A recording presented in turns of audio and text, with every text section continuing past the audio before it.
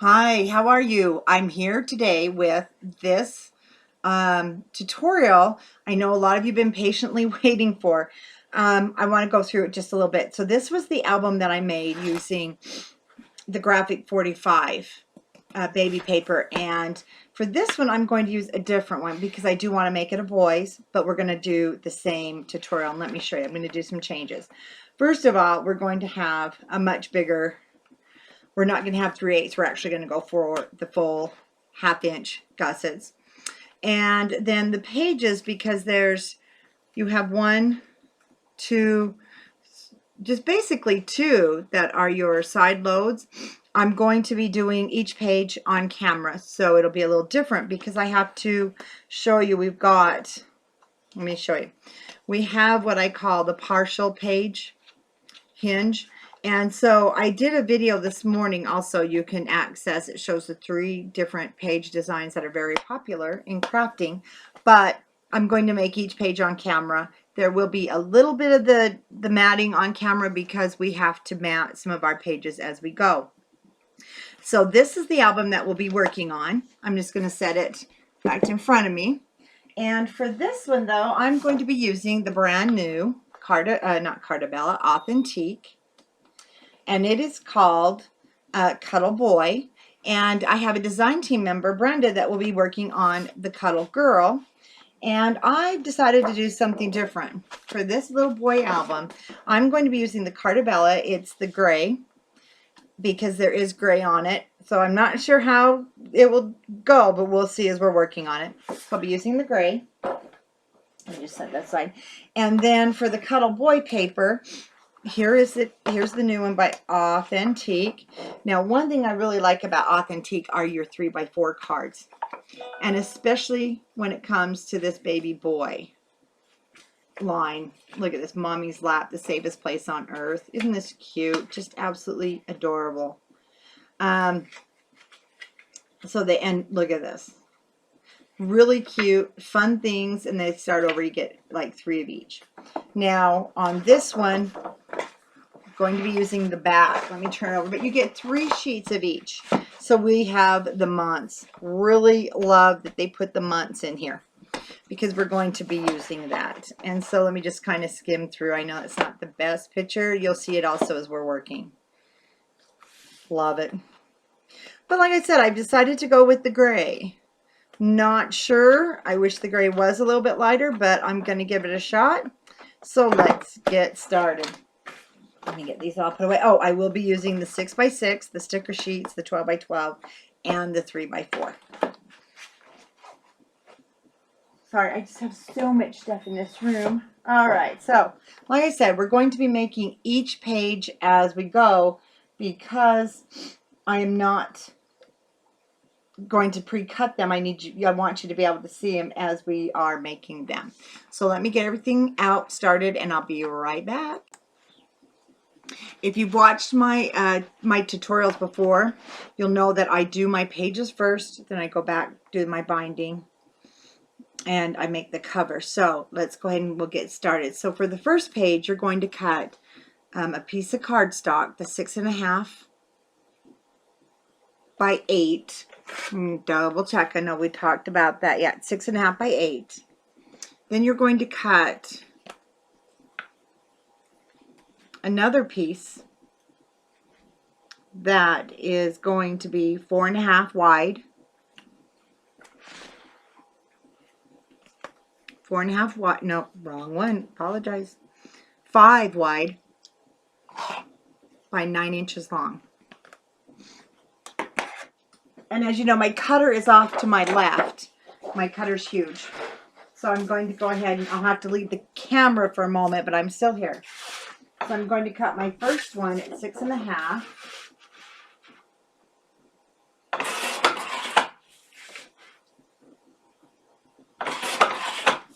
By 8. I'm going to go ahead and move our book. Don't want to hit my keyboard. Let's put this off to the side so I can have it right in view. Then my next piece is going to be 5. Going to be the 5 by 9.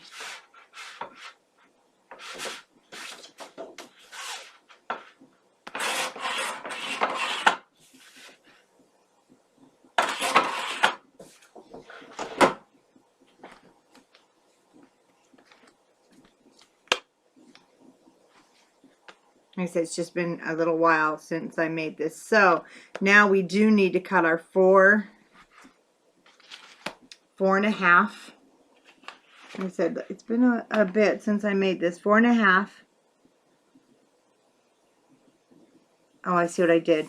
Okay, we won't have to, yeah, let's go ahead and cut this. You should have that piece anyway, so it's 4.5 by 8.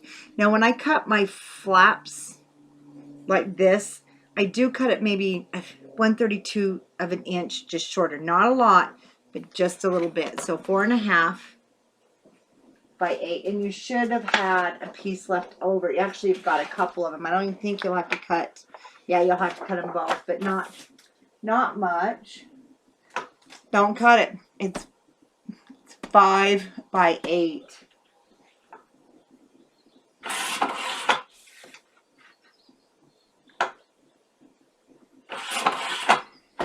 Okay, I'll try and watch that, I promise, during this video. Try and make sure. Now remember, I had done one thing different. I'm going to try it.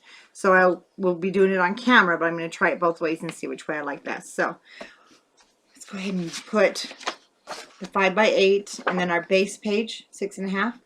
And we're going to just take our one that we cut 9 inches. And we're going to score it. So we've got it here on the 9-inch side, 1/2. And just rotate it in 1/2. Then on your 5 by 8, so on the 5-inch, we're going to score it 1/2. And I use Cartabella. Their cardstock's just lovely to work with, so I do have to sometimes double score. It's a nice heavyweight linen texture to it. Now, like I mentioned, I want to go ahead and try something first. I just fold that over. And I know in some of my older videos I warned about using the edge, but you don't have to worry about that on Cartabella. Now on the original album I put the page on the top, but I want to see something. If I actually want to put it attached to the top. No, I don't. Okay, we're good. Always have to make sure it's not some way better.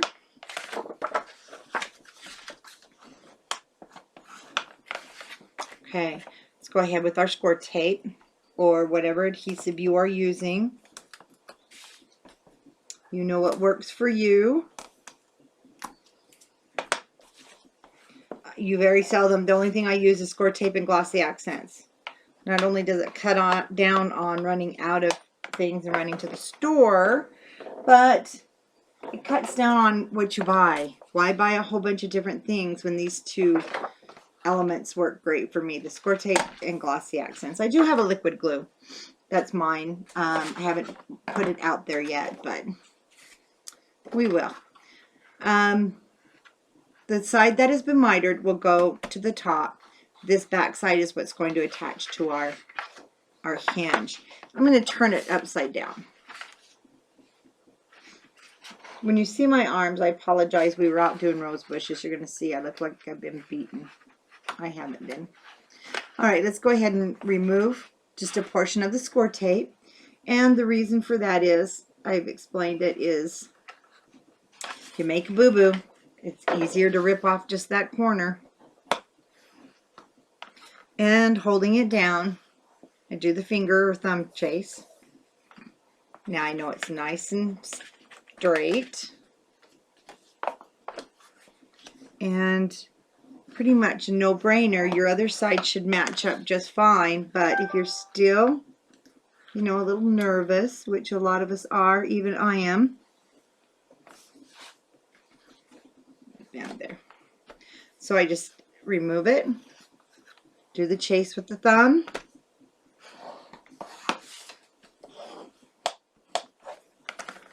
and there we have our partial pocket.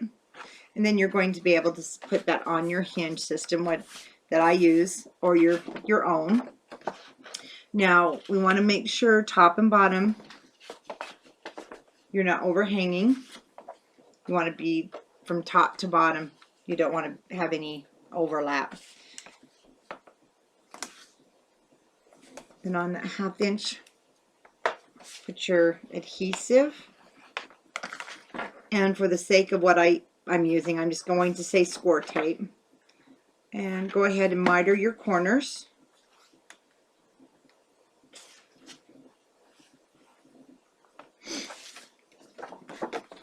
Now we're just going to lay that right on top. Once again, I'm only going to take off close to 1/4 inch. I mean 1/4 of the page, not an inch. It's more like an inch, but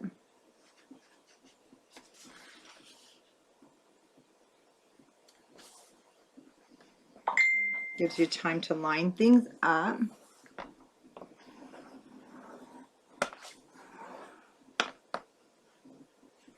And there you'll have the flap and then the pocket. Now, depending on what you're using, you might be using, well, one reason I did it this way is it does give you the ability to use a flap or not a flap, oh my gosh, you know what I mean, a closure other than a magnet. So if you don't want to use the magnets, then you can go ahead with any kind of closure. And I've gone brain dead here, that uses an eyelet. There we go. But I will be using magnets. I need to get those out. Right now at the store, I'm out of the large Basic Grays, and I want to show you something that just happened. This is one thing Basic Gray had done. They tried to go with a cheaper magnet at one time. Actually, they were going to contract with the Rare Earth, but he makes his own. This is what happens with your magnets that you're getting somewhere else overseas that aren't Basic Gray. Do you see how that broke? So they will break. They will cut you. So if it happens, make sure you clean it up real quick. And they gave me all those, which, you know, they work great. You just have to be careful. I ended up actually breaking a lot more, and that's why Basic Gray stuck with their own formula, and I'm really glad they did. But right now he's out of the large. He'll have them in the end of April. And I'll have them back in stock. So let's go ahead. If you're going to use a magnet, I do suggest you put it down at this phase. Trust me. You'll get going along and forget.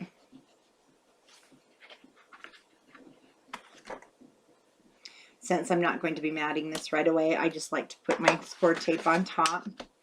Now let's turn it over. We've got some more work to do here. So what we're going to make now on the front of this is our little book. So on this one, I just had matted it with the 8x8 sheet of cut aparts. So we're going to make these two little flaps. And your first one is going to be 5 3/4 wide by 6 1/4. And that is the right measurement, I promise. 5 3/4 by 6 1/4. So you should have a piece left over.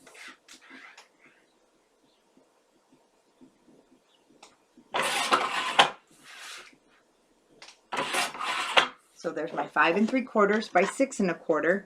And then for the top, again, 5 3/4. But this one is shorter, and we're going to cut a border onto it. And so I had cut this one at 4 3/4. So 5 3/4 by, hold on.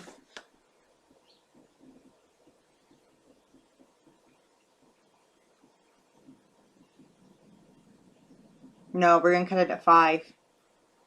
5 by 5 3/4.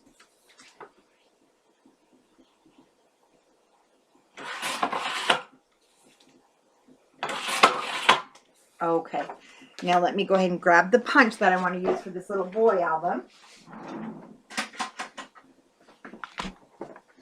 And I'm going to go ahead and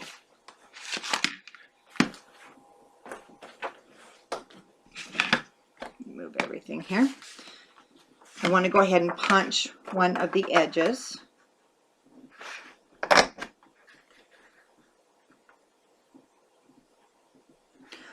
Or you can use a die cut edge. I do have the cut and emboss, but I'm going to use it for all the tags.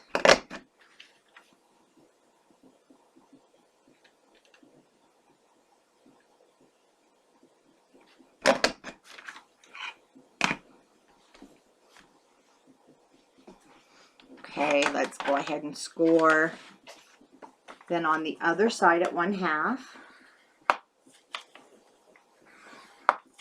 And we're going to score the next one on this. Let's move some camera here. On the 6 1/4 inch side, you're going to score it at 1/2. So on your longer side.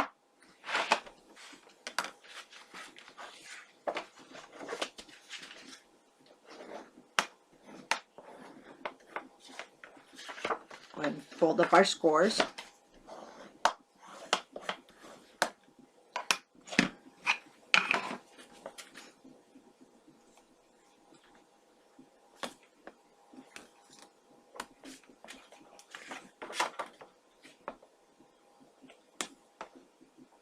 And just because I'm showing you this one way on camera, that doesn't mean you can't go ahead if you want to do this edge and scallop it. I didn't do it on the original one, but you know what? I'm going to do it on this one. I think that will look really cute.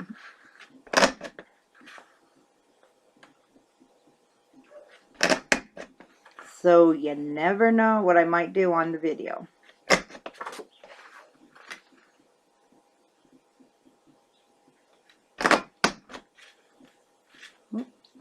This one's a little different, this Martha Stewart punch. Got it on clearance at Michael's. Really like it, but it lines up very different. Oh, there we go.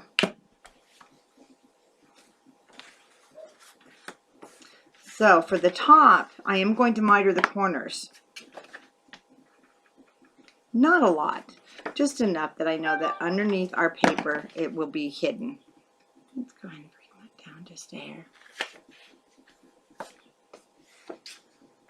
Again, I like to work with everything like to the back of me. So I'm going to just release one edge a little bit.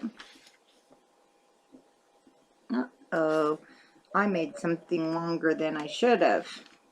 Should have checked that beforehand. Okay, let's see the problem. I did. But you know what? It's okay. It doesn't bother me. You notice I just had the top one a little bit longer. I must not have looked really close when I was cutting. I do know I need to get my cutter needs to have a repainting job on the numbers. That's the only problem with these big professional ones. They're screen printed, and you do lose some of your markings as you use it. Okay, now you can decide. Do you want to find the center of your page? Do you want to just eyeball it? And I usually just eyeball it, or I use my Score Pal mat here because you have markings every so many inches, so it's really easy. So I know my middle of the page is here, and if I wanted to get technical and find the middle of this, that right there, use my finger, and that looks good to me.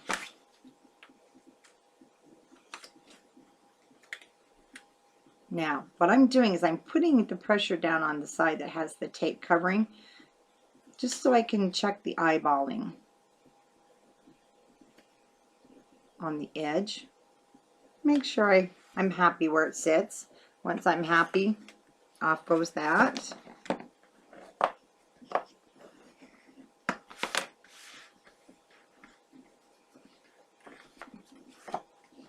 Now, I do want take a look at one thing. Like I said, this paper has some gray in it, and it has some gray.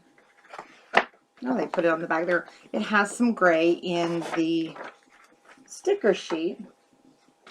I just want to check. It is a little darker, but I think it'll be nice, and it'll be a different look, different accent.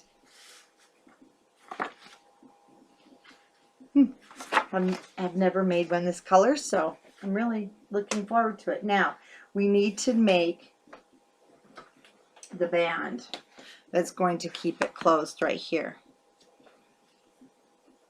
And so, again, you have some scraps, and you should have just a little square. What I did is I cut it about 1 1/4 inches wide.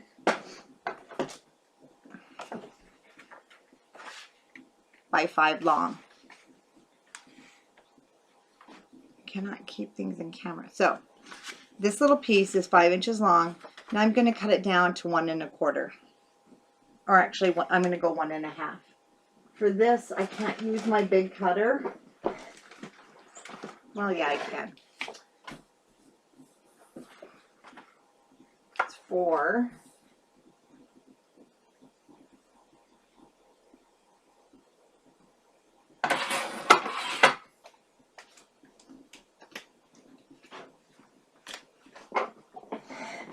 I hate using my smaller cutter because I know the blade just isn't going to be sharp. So I want to go ahead and just make the same decorative edge, kind of line it up in there the best I can. A lot of times I have to turn it over to the back to make sure I'm not going to cut off any of the circles. I want it to be pretty even.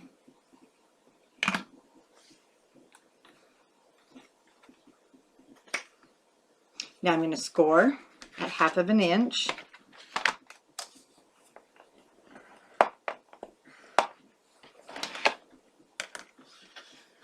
Let's just fold that over.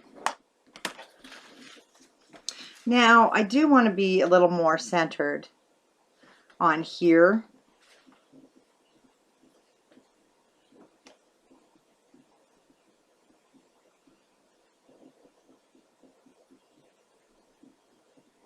Okay.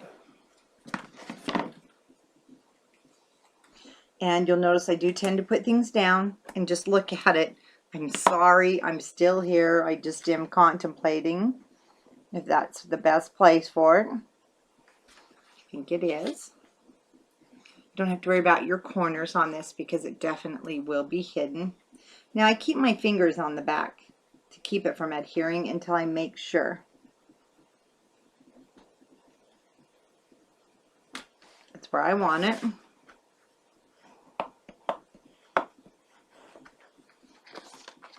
Okay, here's where our magnets come in. So we need to have a magnet on here, but we're going to run into, we have a magnet back here. So let me show you what I do. So what I do is I take, this is why I like the big magnets, and I find where it's going to hit. And that is going through all the papers. If you're going to use a magnet and you're using a big one, that will work. Now you can also use your eyelet and a spin tab. But once I find out where it's going to hit that magnet, then I'm pretty much okay to put it down on here. And I can get by with using 1 magnet instead of 2. And if you use 2, well, they might work against each other. The polarization of those magnets. Not as centered as I would like, but it's far enough away from the edge that I know I'll be able to put my paper down.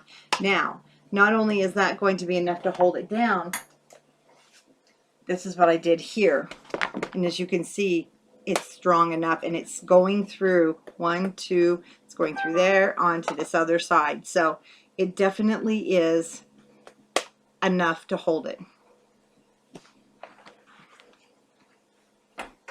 So there we have our little booklet.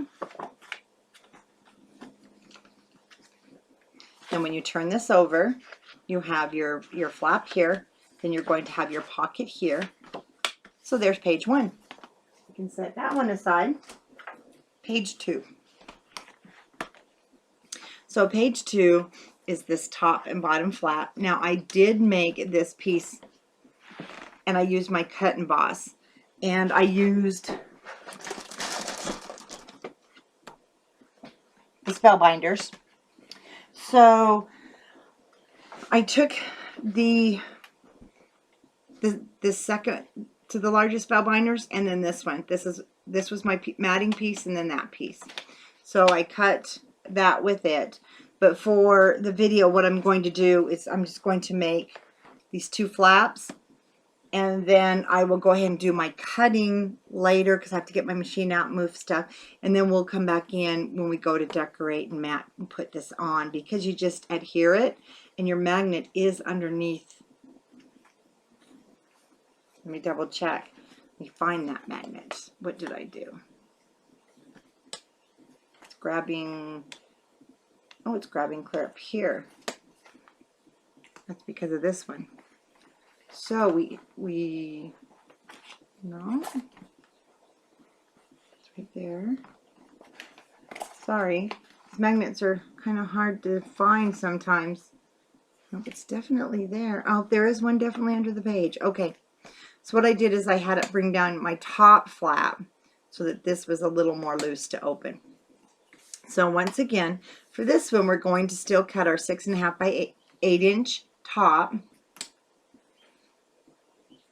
And you're going to cut a 6.5 by 9 inch so we can make the pocket page.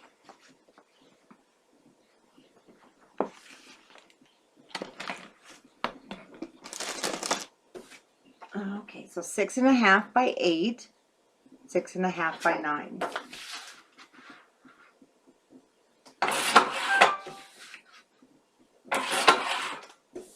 And you will be using those pieces for the flaps.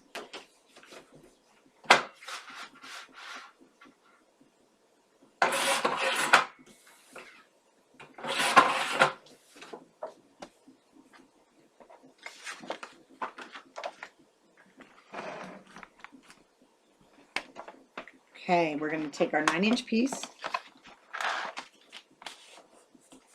We're going to score the half.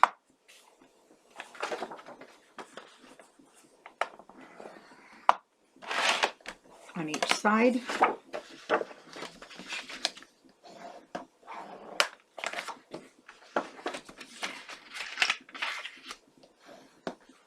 One thing I like about the cut and emboss is that for the cover, I was able to, and I'll have to bring it more on camera, I was able to emboss. You can emboss 8.5 by 11 inch sheets. How great is that? Not just these little ones for cards. You can do small ones, of course, but it does come with one full-size page embosser, and you can also, you can buy more, of course. Okay, I'm going to put my pages together. I want to make sure that the top page isn't going to be too long. It's not. I do have some overhang of tape. I have to tell you the funniest thing. I've lost these scissors forever, and I have no idea where they just came up. I just saw them sitting there. Isn't that odd? I mean, I've lost them for almost a year. How many of you have done that? Okay, let's miter this and miter that one. I still don't know where they came up from. That's hilarious. But if you watch enough of my videos, you know I lose everything. And I have to tell you, I was so excited to get started on this baby album. It's been eating at me for weeks. I know you've been wanting to see it too. I've wanted to get working with this boy paper. Okay, whoops. Well, that broke.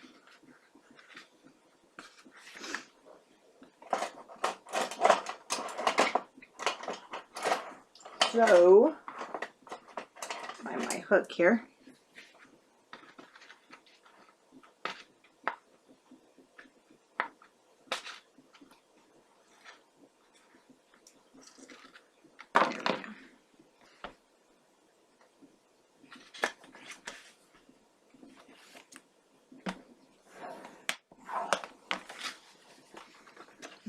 Other side.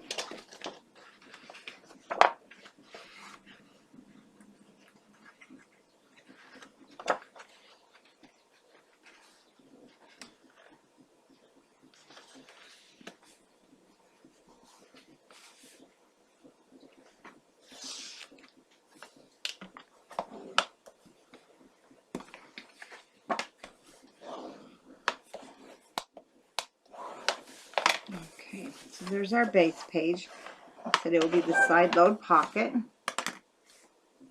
And then for our flaps up on the top, we are going to make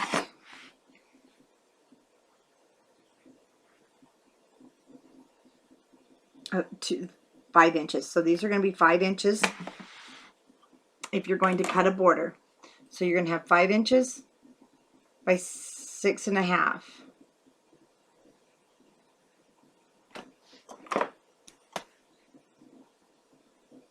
Just double checking. I don't want to tell you wrong.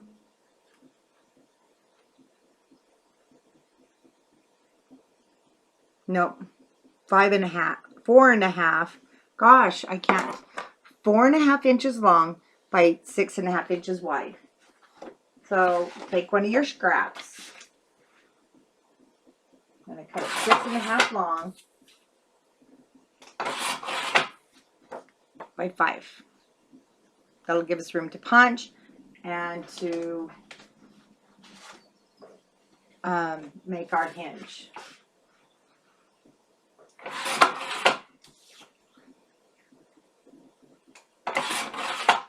Okay, now what I like to do when I'm doing this, where there's going to be the 1/2 inch and the 1/2 inch, and I'm punching, because I don't want to go ahead and score it yet. I want to first do my punching if you're going to do a decorative border.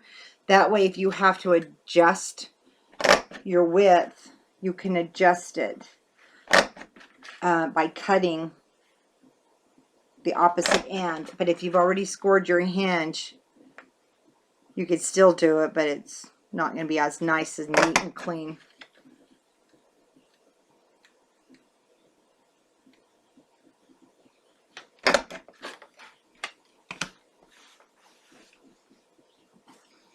And I'll show you another way that I do that before scoring.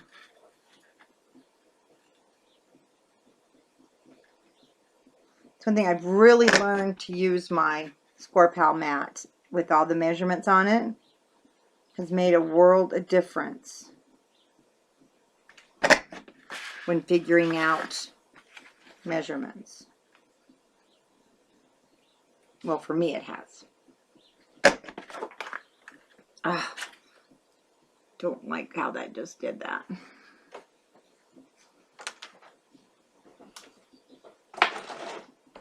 Sorry, I'm going to go ahead and cut another one. I just don't want that.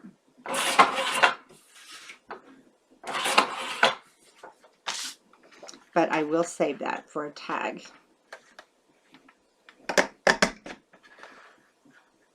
So the Martha Stewart is just a little different on the around the edge punch. This one is. Okay, we got it.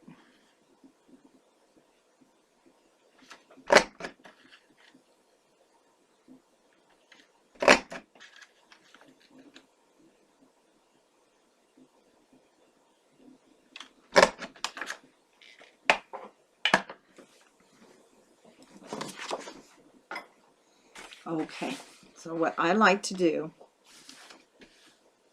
I'm going to lay this down. I'm going to measure this off at a 1/2 and just move it up.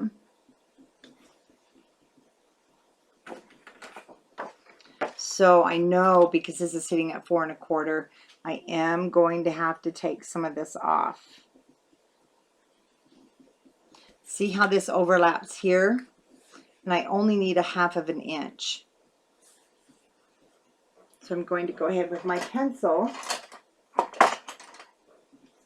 going to mark right there, and then I'm going to put it down where my 1/2 inch is, because from there to that mark I need a 1/2 inch. And this is hard to see. I have right there to there. So now I know that I can cut that off. I'm just going to double check one more time. Make sure my 1/2 inch hits. When I bend that over, it's going to take me up to 4. So I need to cut off 1/2 inch on each one.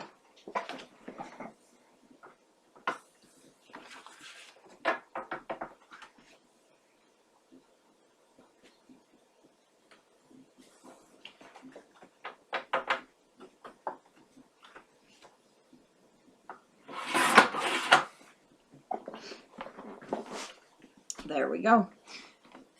Now cutting off a 1/2 inch should give us that gap in the middle so you can see your paper. And if you've cut it a little short, it's not a problem. Like I did on the original one, there was even a little bit more of a gap, but it was okay because you want to be able to see the paper underneath. So now I'm going to go ahead and score it at the 1/2 inch.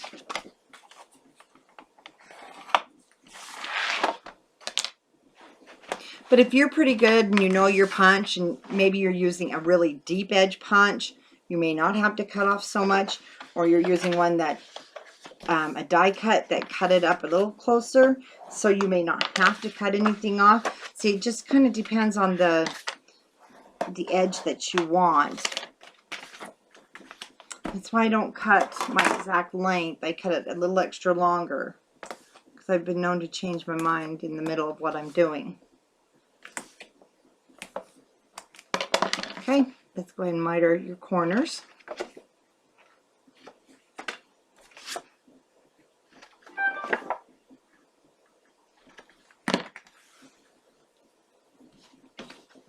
Page. Doesn't matter which side on this one. Let's go ahead and lay them down first.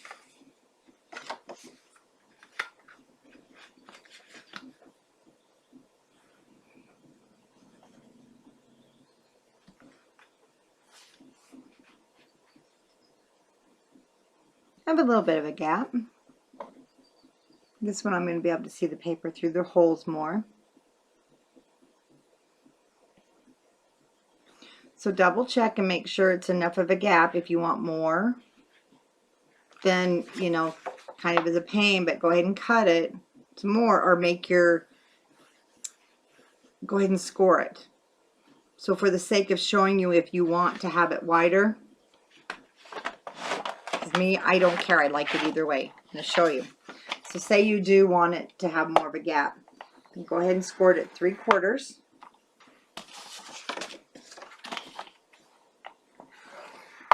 And this shows you how you can just, you know, basically adjust anything you're working on. It's not ruined. It's just going to give maybe a little different look. This is going to give me a different look, but that's okay. Now, right in that little space, though, I'm going to use I hope I have some 1/8 of an inch score tape. You could use a 1/4 inch if you don't have. It just means we're going to have a little bit deeper score.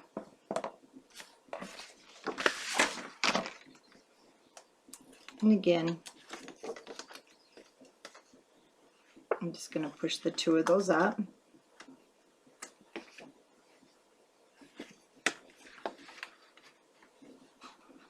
I'm going to line them up with the top.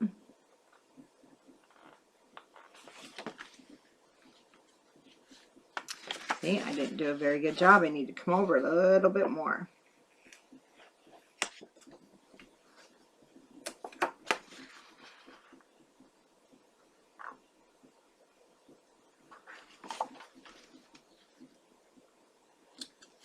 Okay.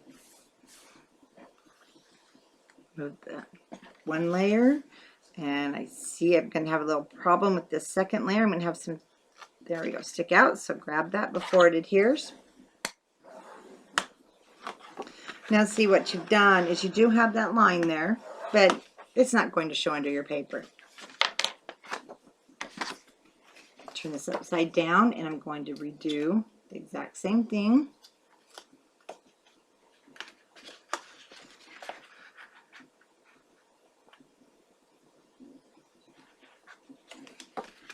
Now see, I have quite a bit more gap. What is with me in lining up these corners?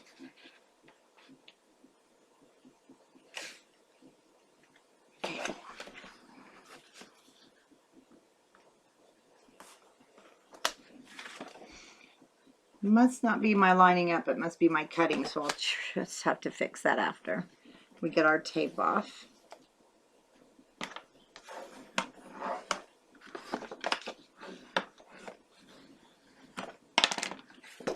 Okay. Yeah, that is off.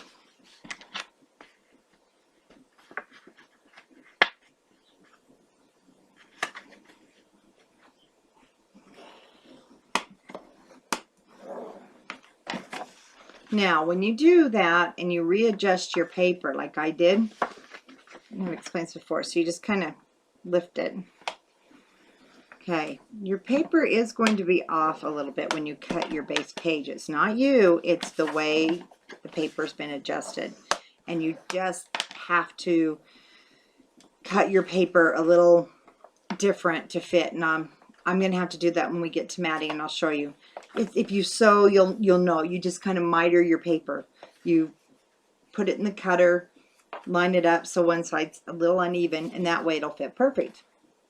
Just little tricks that I've learned by applying sewing to paper crafting. So see how much that gives quite a wider gap. This had the smaller, but it still had more than what I was originally going to have. And I like the fact that it does give me a different look. Straighten that out. And what I'm not going to do is put my magnet down until I cut my piece, because I do want to still use this. And since I don't really know what paper I'm going to mat it with yet, I don't want to completely cut it because I want it to match. So that will be what I have chosen. I'm going to attach it here now. Oh, that's going to be the matting one. I'm going to use the bigger one. See then what happens when you cut your matting paper to go inside. So when I'm cutting this, I'm going to actually put down both pieces of paper on my cut emboss because it lets me do that. I'm going to cut them at the same time. I can cut the two papers at the same time. Well, this is going to be adhered, but I think the magnet on the other one was at the top because I may have goofed. This way I want to make sure I do get the magnet not so high up, maybe down here a little bit more. And that's how that one will look.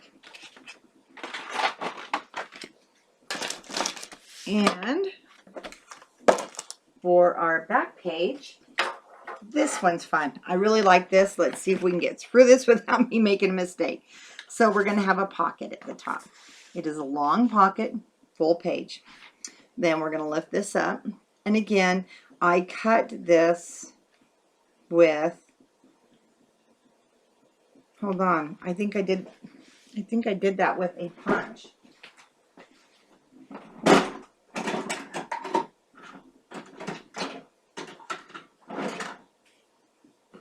Sorry to leave the camera.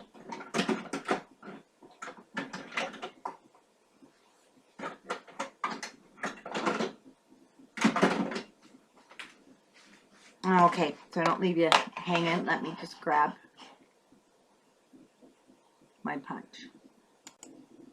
No, I did. I used a die. So again, I'll have to get that cut.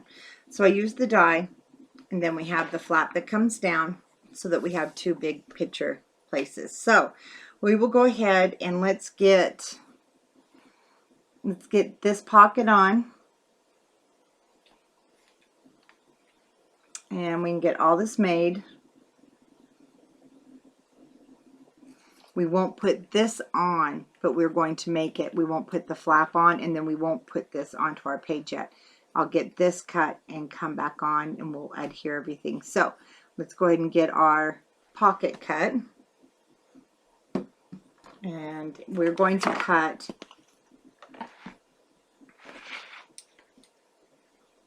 a piece that's 6.5 by 7.5. So 6.5 long, 7.5 wide.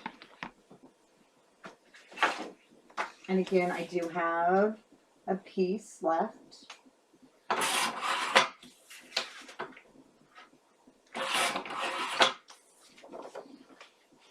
Okay.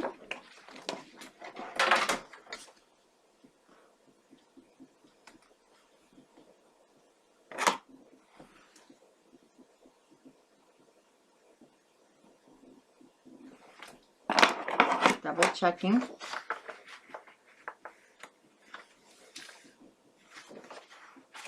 Goes this way. Thought so. Top, I'm going to go ahead and cut my border.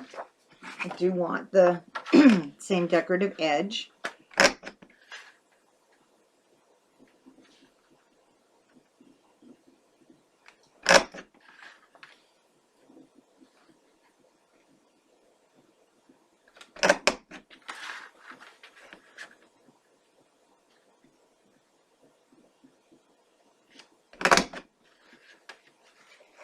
Sorry, I know I'm not that quick with this one. And I'm not worried about that because it's going to be scored. Okay, so now we're going to go ahead with our piece here on the 7 1/2 inch side. I'm going to score it half, turn it half, and turn it half. Just like we're making a pocket.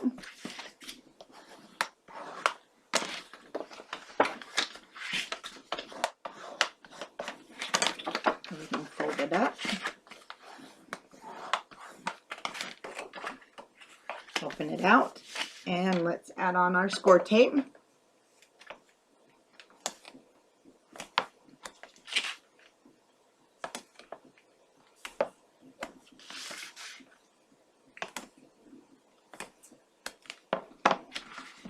And now when I'm cutting these corners, when I punched them, I go pretty deep. So I take that pretty deep down. So I do want it to be pretty much hidden. But I don't want to take off my edge of my decorating here. Then we're going to go ahead and cut our corners.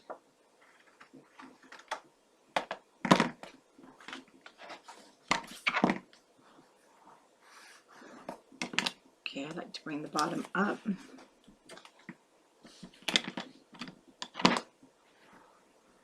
On the sides and the sides. Now I'm not going to take the sides off yet because I'm going to turn my page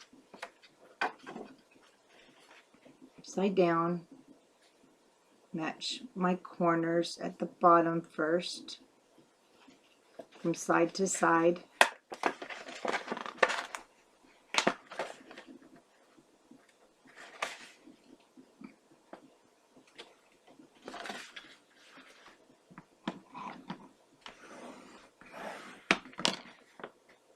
Okay, once it's there, yes, it probably would lay straight. I'm still only going to remove that portion.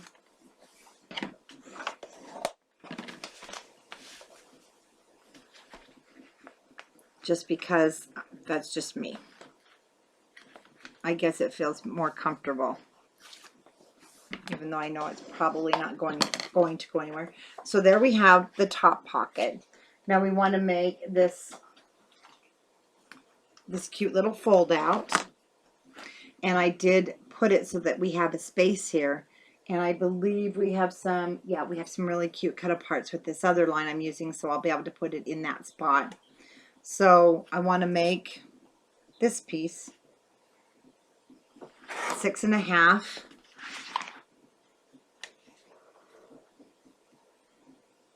6.5 by 5. We're going to cut this first piece 6.5 by 5, and the next piece we're going to cut 6.5 also by 5. It's a little 6.5 by 5.5. You probably already knew that. You were probably yelling at me, add the 1/2 inch. So both this piece 6.5 by 5, the bottom piece 6.5 by 5.5, and this little piece, really it doesn't matter. We're going to not put this piece down until I cut it, but we'll come back. Very easy.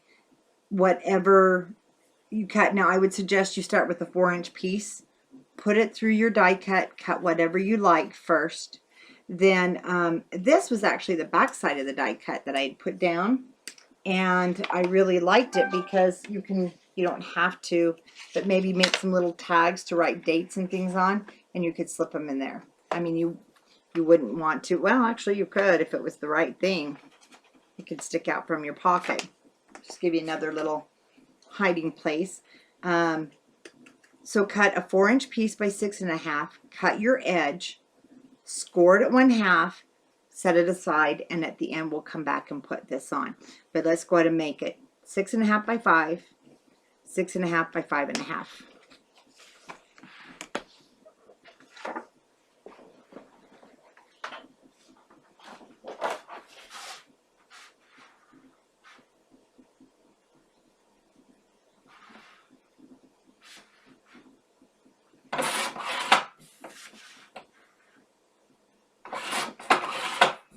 5 by 6.5.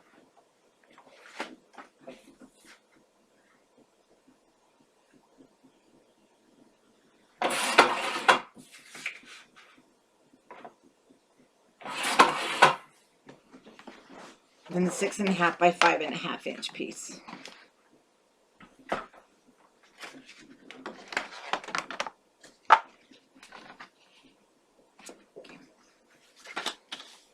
And that's not the one. Our 5.5 inch piece is the one we want to score. The 1/2 inch.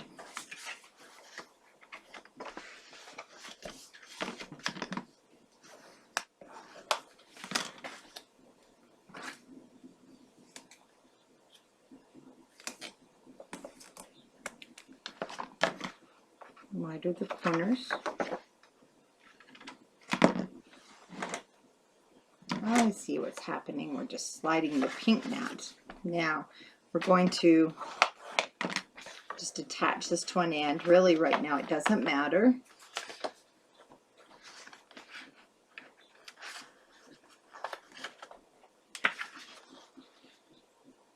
What I'll do after we get our pages made, I'll make room and I'll come back and show you how I do the cutting of my edges on my cut and boss, just so you can also see the cut and boss. It's a really cool machine. If you're looking for a die cut machine, I went in to buy the Vagabond, or however you say that, and the clerk actually says, have you seen this one? And I said, no. I didn't have to buy all the extras. That was a big plus. I didn't have to buy the, oh my goodness, there's the different mats and things you have to buy with the other one, and I didn't have to buy it, so I was really excited. It came with this machine. Okay, so now this is going to sit there. The back page is actually going to be adhered down. We'll have a magnet on that flap, so then this will open this way.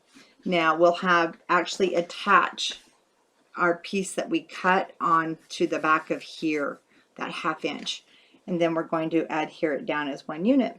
So for right now, I'm just going to stick this in the pocket until we come back, and there's page 2. Now page 3, I'll show you.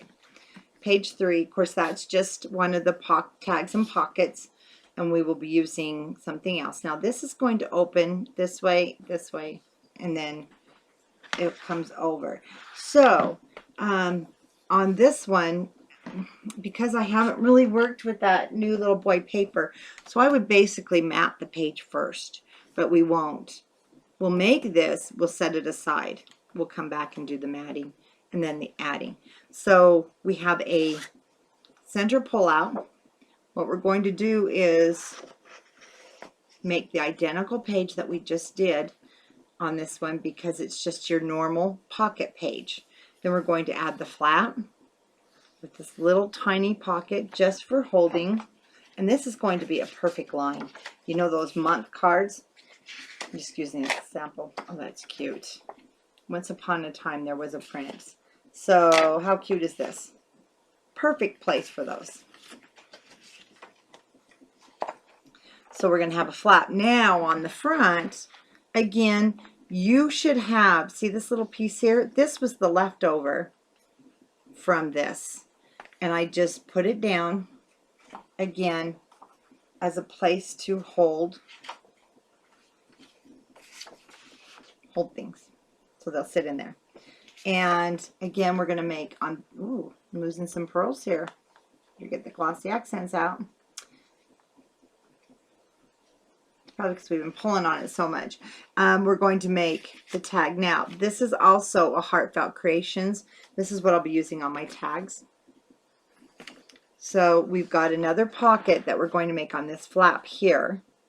And then this little tab opens. And then we'll have a flip up.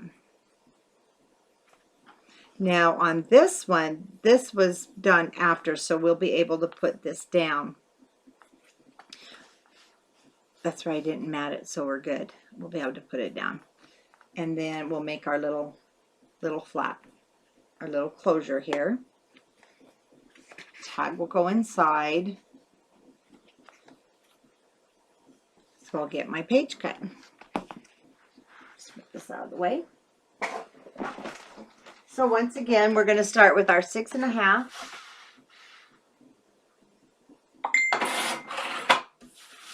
By 8, 6.5 by 9, and you will be using all these pieces that you cut off.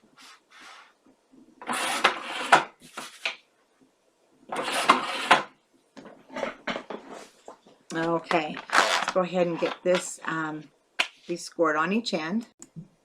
Sorry, I had to take care of a couple of things. While I was taking care of them, I already went ahead and scored my 1/2 inch. So now I'll just fold them up.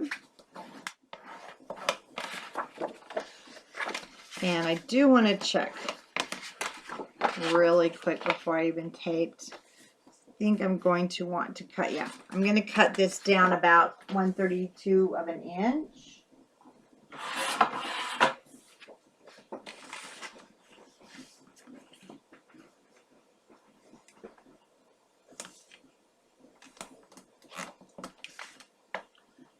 Score tape,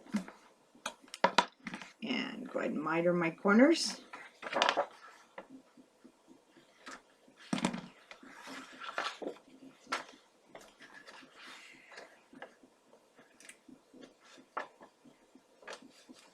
All right.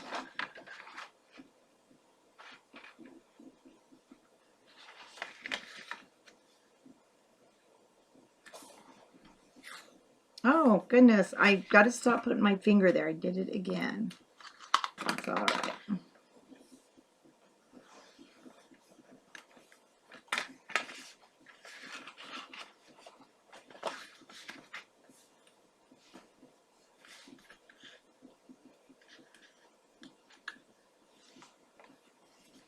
Okay.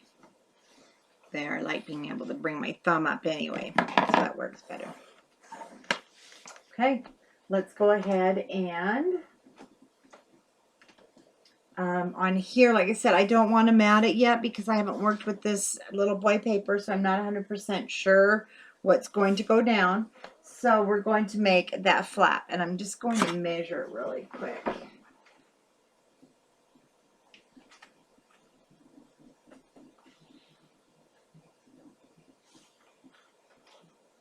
Okay, so we're going to start with the base page is going to be 5 by 4.5. And you should have plenty of papers over here in your pile.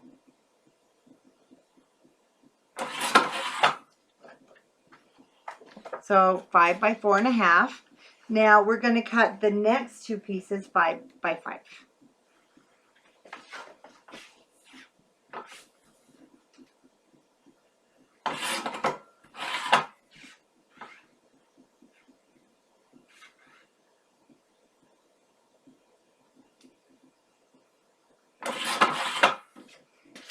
45, and let me see, I know I've got another strap in here.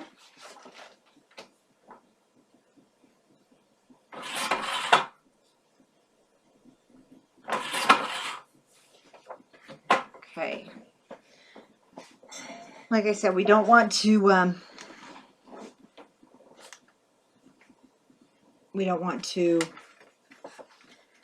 put it down yet until I know if I hate to, like I said, put it down. So we're okay. We'll wait. So we have our base. This is what will be adhered down to our page.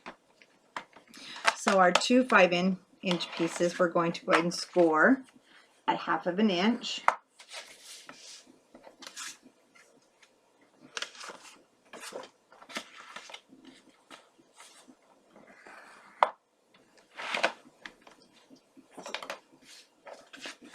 It just kind of gets in the way, so I'm going to fold this up.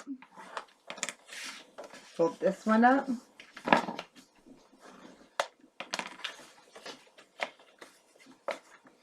Just making sure everything's going to fit the way I want it. Looks good. So as you can see, our first hinge is going to go towards me. Well, it's all going to kind of end up towards me the way when I put things down. I'll show you. I'm just going to put it on the opposite side.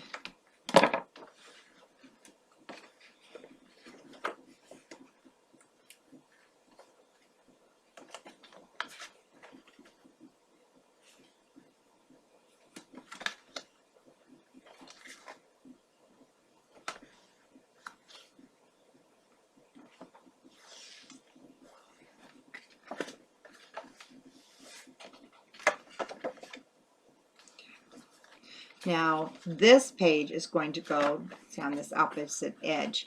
We have that hook there. We're going to put this on the open edge. And I'll bet right now you're probably pretty amazed at how easy this is actually to do. What's nice, I think it really is your decorating. It's how you decide to decorate it that just really makes your albums look like they were either really hard to do when in reality they're not. Once you start making it, the construction I find the easiest part, and I enjoy it. So basically, oops, going to go this way. So this one's going to be adhered down onto our page, and I didn't do this one. I did it more straight, but on this one I'm going to actually angle it. So see, you've got a lot of options with this album. So I'm going to angle it so when it opens, it's going to open like that. And it will fold this way, giving you more room for pictures. And it will go down. So right now you can either attach it, you can use a paper clip, or just set it to the side if you're not worried about losing it. And then for the back side is where we're going to make excuse me, our flap. Heavy little album when it's finished. So I don't know if you already cut it. You should cut this at 5.5 by 8. And it looks like you might have a piece in your pile.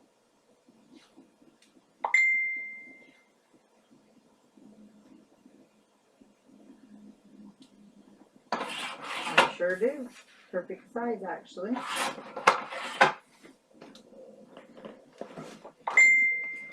Oh my goodness.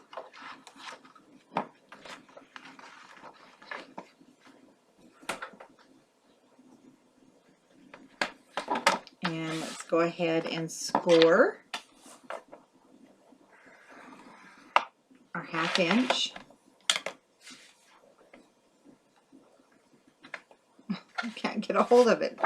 There we go.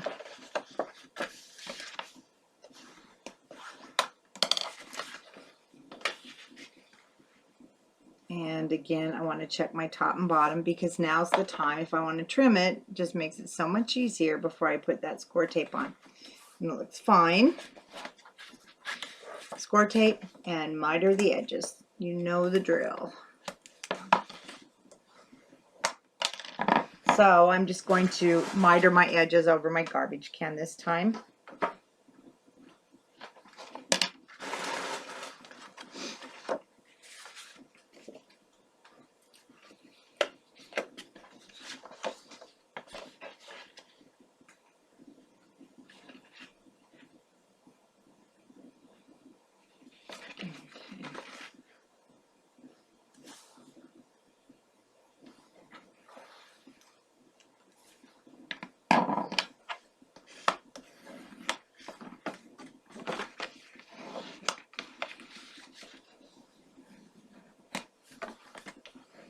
Now, when it comes to this little thing, I do want to go ahead and put my magnet down because while I'm working on it, I don't want it flapping around. But before I do, I'm going to make the little pocket that is now on the inside.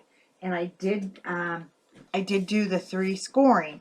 So let me find a piece that's long enough. And actually, you might even have a piece that's already suitable, that's wide enough, because I just want it to be a tiny one. So I'm going to cut it at 9. And if you don't want your pocket so small, remember, you can make it as big as you want. So you don't have to go these exact dimensions. You're free to go ahead and make this pocket much wider if you want. I like the look of the little guy. And okay, I did cut my edge, so remember, you're going to need to make it probably a little bit wider if you're going to cut your edge. For this little boy album, actually for the inside, I'm going to leave this one just straight. And I have to be honest with you, I'm thinking this may be too small. Let me see, this piece. It is, so I'm going to choose one that's a little bit wider. Trying to find a piece of scrap, but don't guess I'm going to. So just cut a piece off of there. Okay. So this will give me the opportunity then. I think I'll go ahead and do my edge now that I've cut it wider. Might as well. And I'm going to be honest with you, when I cut these little inside pockets, because I do try to use scraps first, I don't always measure them. They are what they are, and they go on my book just like that. Unless it's something really particular, specific, like your pockets or that we're putting out on the front. But these little inside pockets, to me, it's not such a matter of it has to be perfect size.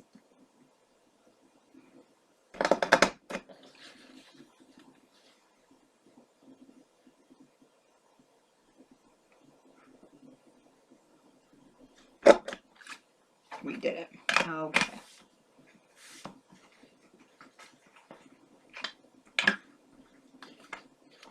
I got those little dots everywhere. Okay, let's do some scoring here.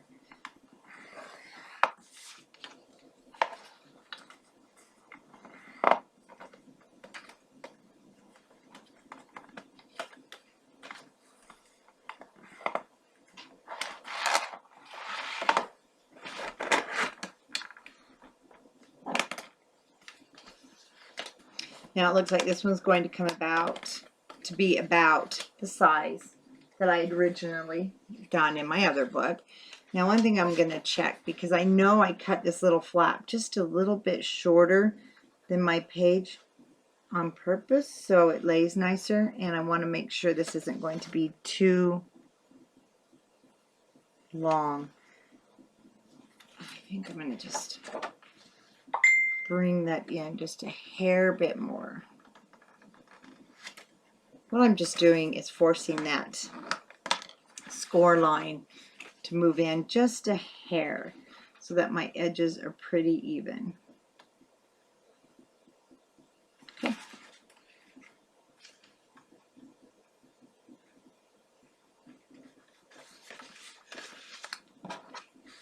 adhesive. Now remember, we're going to want to cut that corner when we miter, and we're going to go kind of deep. So I'm going straight down basically.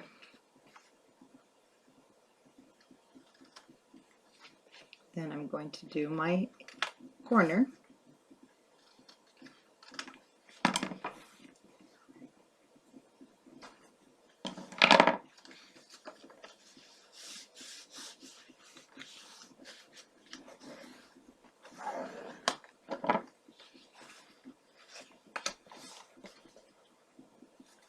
Okay. We can put down our sides.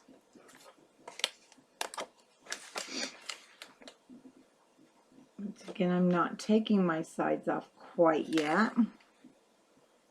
And I want to make sure I'm above that score line.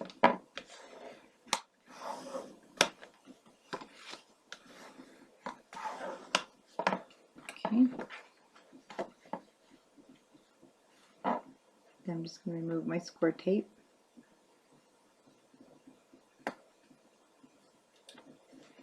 Covering.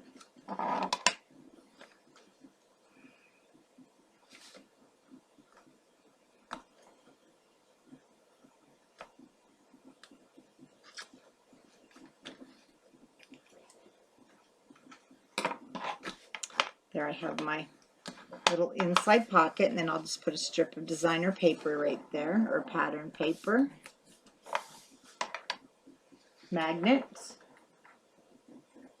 because I do want this to lay flat while we're working on it.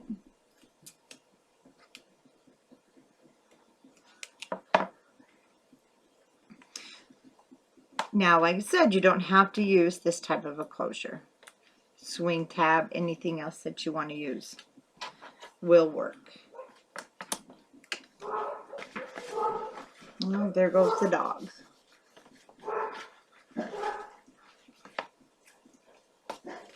And you can, well, on this one you can't, this page, I would say, if you didn't want to add the outside that I am, you could actually decorate your edge by using your punch. But we're going to make now the pocket that sits on our page. So let me get the first measurement.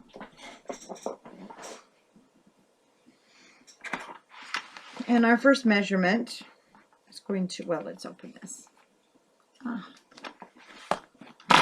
Even when I rearrange my desk, I think it's going to make more room. It's still not enough room, is it? Okay.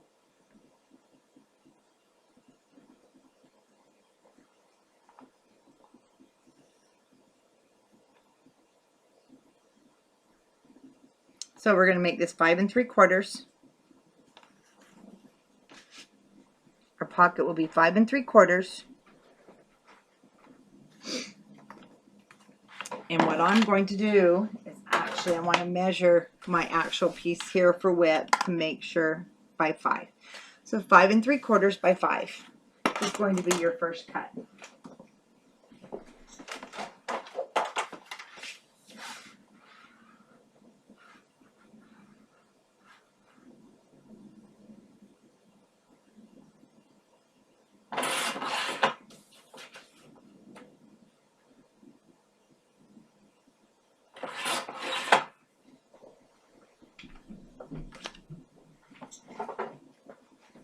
Okay, and we're going to go ahead and get our pocket put on here first. Sorry, every time I get to use the cutter to rearrange my chair. Now we're going to put this on the 5-inch side. That will be your first score line, across the bottom and up the side. Now one thing we want to do with this pocket is fold up our sides. We need to check the width. Oh, because I just think I did something wrong, and I did. Should have gone this way. And if you just did what I did, I apologize. And I really don't want my pocket smaller. Okay. You can, what I'm going to do is just make that nice closed edge. So if you want to go ahead and cut, I'm so sorry, I just told you to score on the wrong edges. I'm going to actually put score tape here and adhere this down for that nice clean finished edge. My pocket will be a little bit shorter, but that's okay. I'm going to make tags.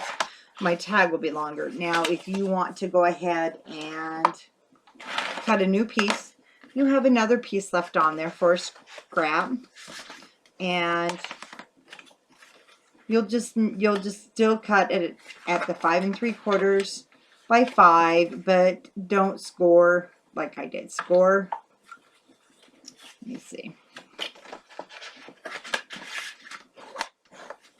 I scored the wrong way. Just turn it and score the correct way. Okay, still not correct.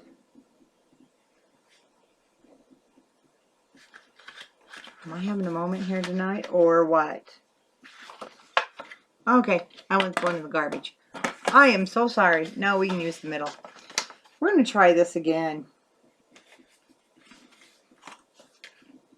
You know what? Okay, we're going to make it 5 inches wide by 5 3. No, we're going to, there's our problem. 6 inches wide by 5 3/4 long. I'm the problem. I gave you the wrong measurement. So 6 inches wide. We need those 1/2 inches by 5 3/4 long. I'm sorry. So 6 by 5 3/4.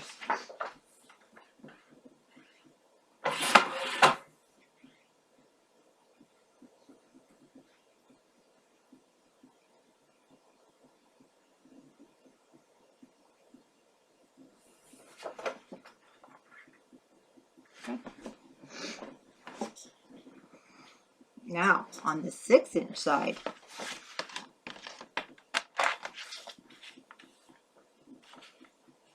we're going to score 1/2. There we go. Across the bottom, 1/2. And up the side, 1/2. And I really do need to get with my son and learn how to edit out the boo-boos. But for the time being, it's going to be in there. And I hope I didn't waste paper. I'm sorry. There we go. That's what I was looking for. Now, when I open it, I want to make sure it's just hitting right where it folds over. And it seems like we're going to have a little tiny bit of a issue, so I'm just kind of forcing that hinge where I scored it to go over a little bit more, giving me a little room pulling on it. So I don't want to rescore it. It would be just too much. I'm just needing a tiny bit. That looks good. I'll fold up my bottoms, or bottom.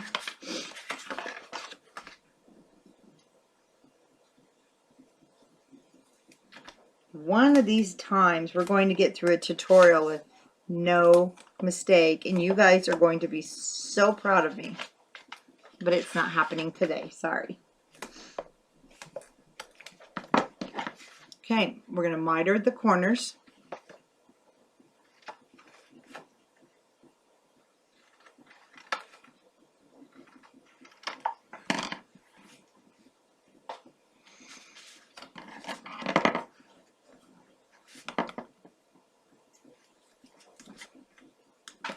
Bring the sides up.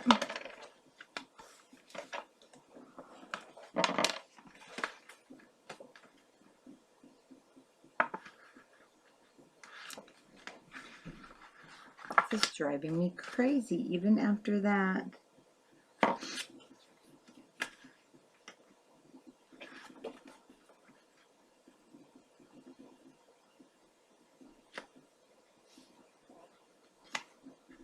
Okay. No, looks fine. Just me.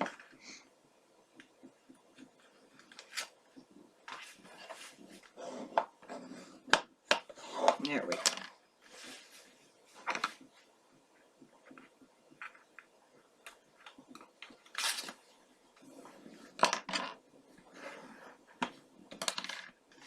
Okay. Now, we're going to make this little door.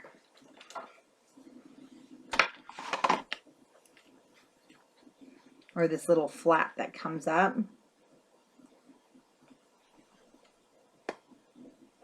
So, what we want to do is actually this little flap.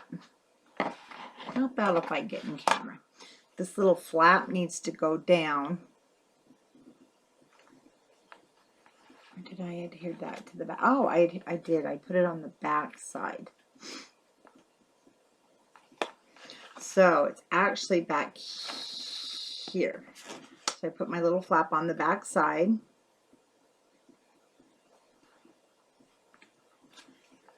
So it's been a while.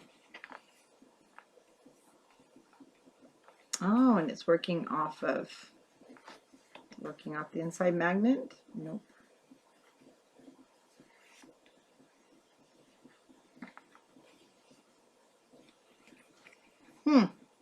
Sorry. Sometimes these magnets are a little tricky.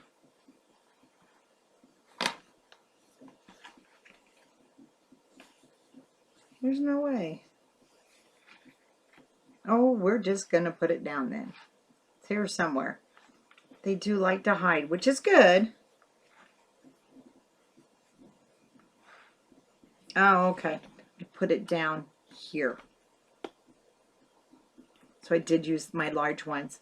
So we need to make our little door that goes on this side, and then we need to cut another one of these, excuse me, 5 inches. I know it's 5 inches wide. And this one I did 5.5 inches long.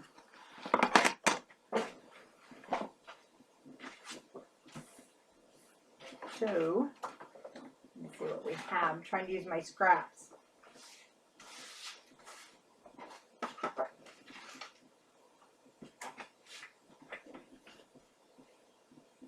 And that one won't work.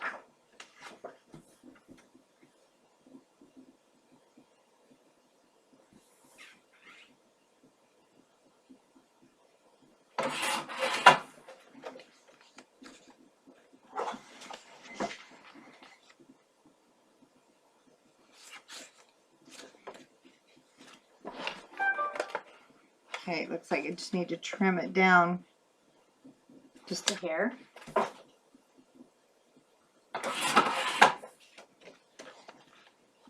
So it'll fit side to side on that pocket. That works. Now you'll just need a little piece. And actually I'm going to make this one go just a hair. I'm going to make it a hair wider. And let me show you how I did this part.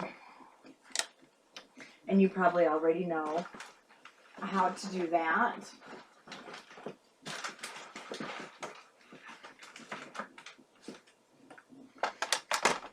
So I'm just going to kill my paper. Grab another one here.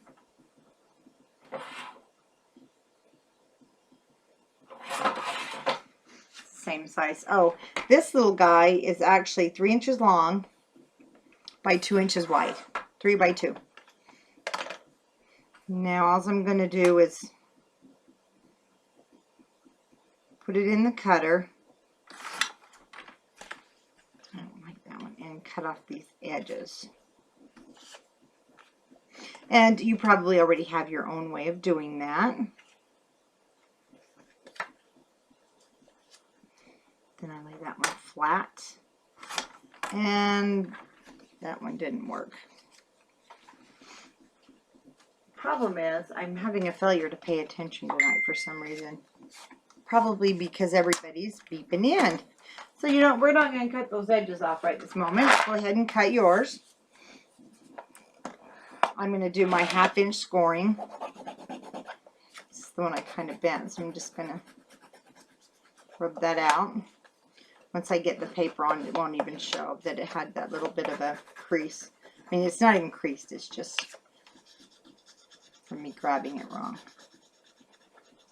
Okay. And I know we all have them. There's times we try to cut corners or we try to miter cut corners and it don't work. I can tell you right now, it's one of those nights. So we're going with the stub. So you can go ahead and do that. But I'm just going to stub mine for this little boy album, which I think will look just fine. And I hope you're not laughing at me at this point, but but you can see there's no hard and fast rule. We don't have to do things certain ways. Let's go ahead. Well, there's some things we have to do certain ways. We're going to go ahead on the 5.5 inch side, and we're going to score. And then we're going to put our, I'm going to put this in. And do my decorative edge.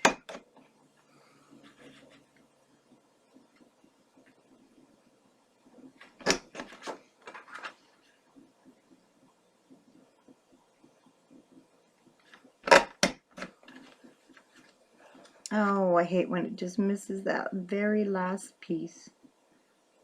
And I don't want to mess it up. We're good.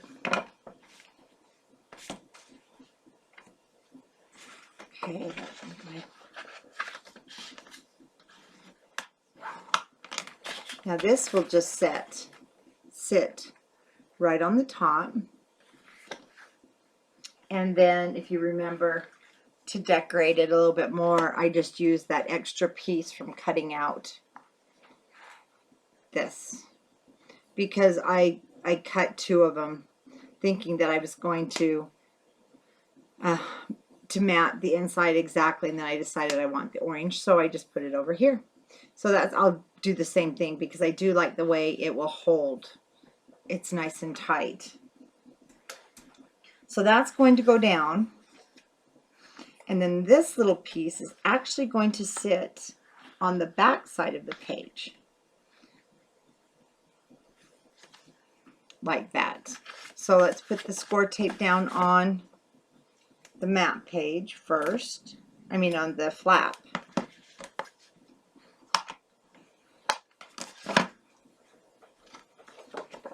And then by putting that extra piece from my die cut piece, it kind of gives it that faux front. It makes it look like the other one.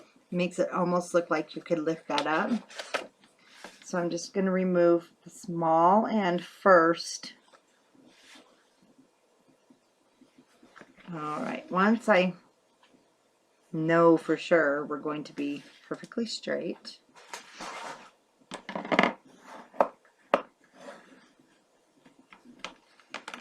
now, it's up to, I'd say, maybe I can play off of that magnet, but I don't want it up that high. So no, I'm going to bring it down here in the middle. And see, this is the thing, you do want all this work done first. You've got to have all this work done before you start matting. Now, move this down.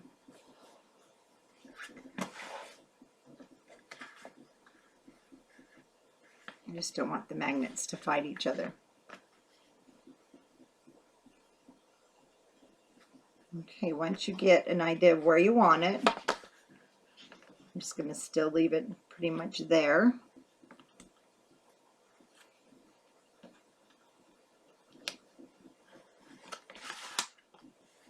Once it's there, then I can take my magnets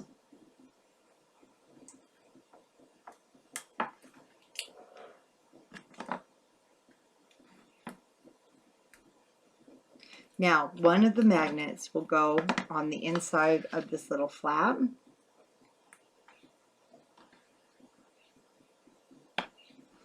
I'm not going to tape it down yet. Tell you why, there we go. I just want to make sure first that it's not going to hit my other magnet and they're not going to fight each other. So once I know we're in the clear,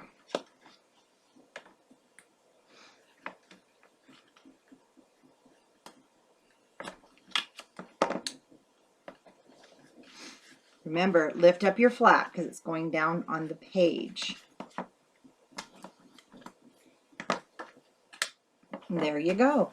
Now, when it comes time, see, you're going to have plenty of these size scraps that will fit in as a pocket, fit into that pocket. And then I will go ahead and cut them with whatever die I'm using. So you're going to have plenty of these left over for making our little pockets. Now, one thing I'm going to do is just put this. This is our little fold out for this side. I'm just going to put it inside here so I don't lose it. And then we can look back. We have our 1, 2, 3 pages. See how quick it's going on our pages? So our next one, we have a tie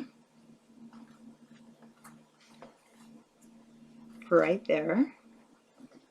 And I used the cut-aparts on this, and I'm thinking we might be able to use cut-aparts from this. I'm going to be able to use the cut-aparts for the new line. Now, this is one of those half pockets, like we did the very first one. So you're going to have a pocket on here, but back here, again, we're going to have this tie. And the doors will open. Flap comes up. And there's a little pocket here, and then we have another pocket here. So we need to cut a 6.5 by 8 inch piece. Then we need to cut our hinge pocket at 5 by 9. And I'll get those cut, and then we'll just move on right along.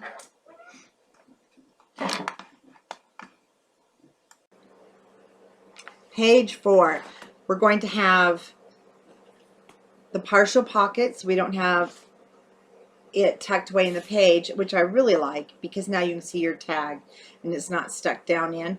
Then we'll have these 2 little flaps with the seam binding. And the back side of page 4, we have the doors that open, a flap that comes up with a very small pocket again, and just like our, I believe the first or second one, you can actually make your pocket larger. And then we're going to have a pocket here.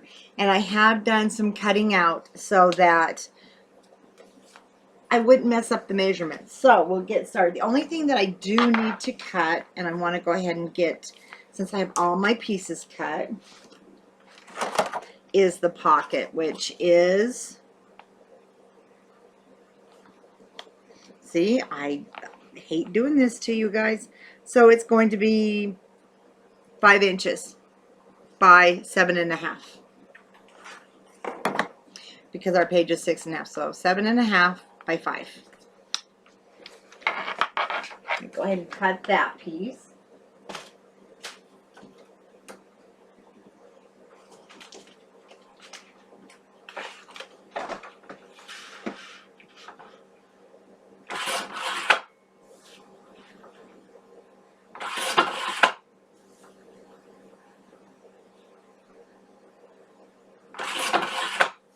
And let me check something.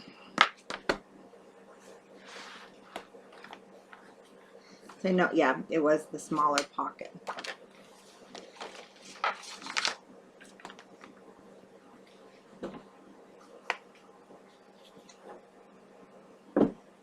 So I cut my base, which is the 6.5 by 8. Then we have this as our partial, so it's 9 inches by 5 inches. So we can get a little better here. Get some of that glare off. Not sure which light it's coming from.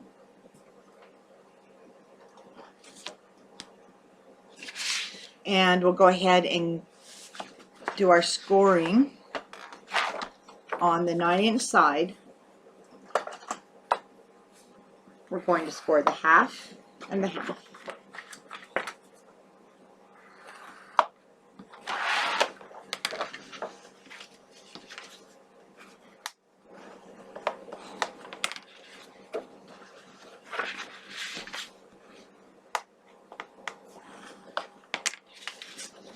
Just check things before I put the tape down.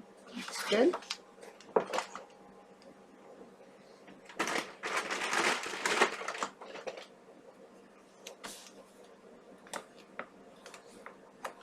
And then on, like I did on the other one we did, the smaller pockets, it's up to you. I don't usually worry too much about mitering those because we are going to put the paper on top.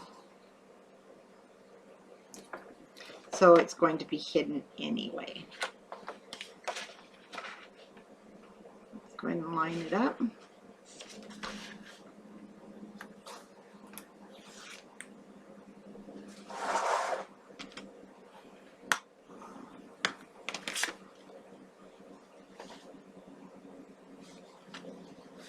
So I'm going to start from the bottom.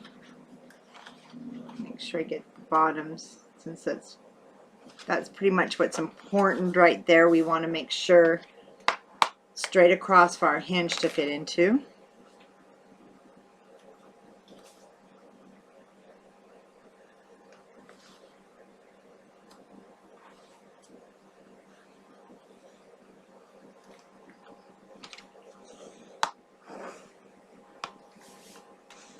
Okay, now for our little doors, I will be using the white seam binding.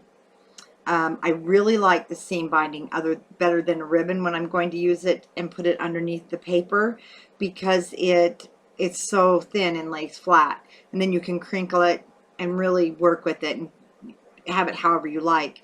I start with 18 inches for the top, the bottom, because you'll cut that where you want after you tie it together.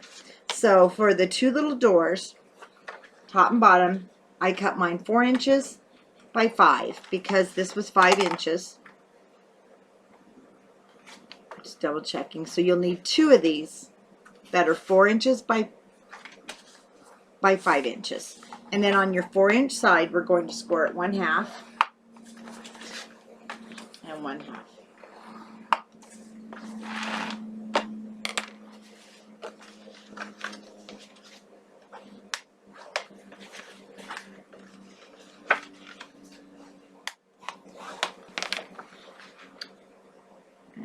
Top, our bottom, and our top, and there is that space there. And let me see if I put the seam binding on top. It's on the top. So I have a cat sitting on my cutter that won't get down, and he's decided wherever I put him, he just gets right back on my cutter for some reason, so I'm having to find places to put things. Since nobody's answering back when I talk, I think he thinks I'm talking to him instead of you guys out here on the camera. Okay, I will miter these corners. I want to make sure they're hidden. So I'm going to do both sides. I'm just going to do mine over my garbage. Less I have to pick up.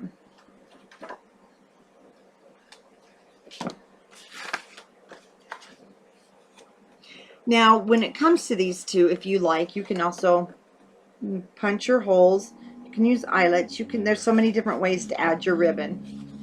I'm just going to be using my score tape. It'll be on the top, and then I will cover that with paper. Now my pockets, not pockets, but my flaps are smaller, so I'm just removing both sides of my score tape since it is smaller. Don't have quite the area to cover to make sure it's perfectly straight.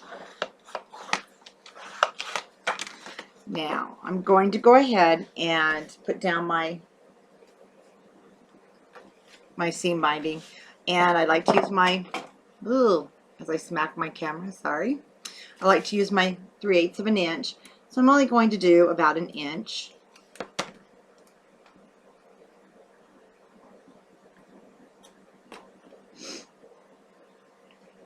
On both of them. Not really even measuring, but you want it far enough underneath the paper so that it's secure. Oh, now on this I do want to find my center. Use my big old quilting ruler and a pencil. And I'm just down here on the edge. I'm going to mark it at 2.5 since it's 5.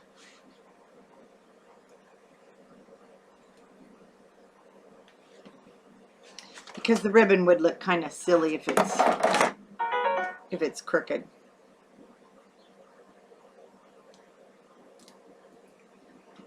Okay, and then sometimes this will shred while you're working with it. Now make sure you get the score tape on the paper. You don't want it hanging over. See how nice and flat that's going to be when you, I love the seam binding, and I love the different colors. We don't have to dye it much anymore unless you want to. The white dye is really nice.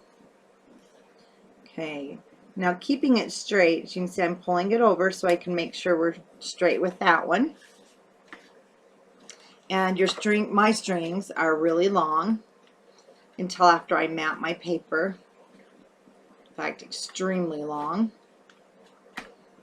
Oh, you know what? I grabbed the wrong tooth. That's okay. Actually,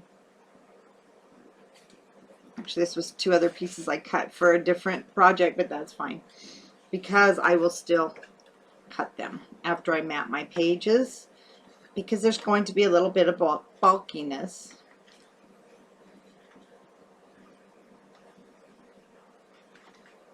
And seeing that they are so terribly, terribly long, I'm going to get rid of some of it now.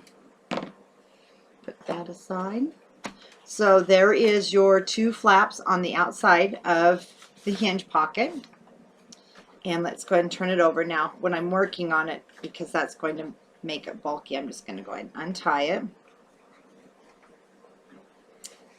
Flip my page over.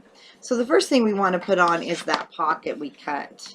And again, it's 7.5 by 5. Now I cut mine about that 1/16 of an inch because I want it to sit perfectly side by side. And then the top, I do want that decorative border to match.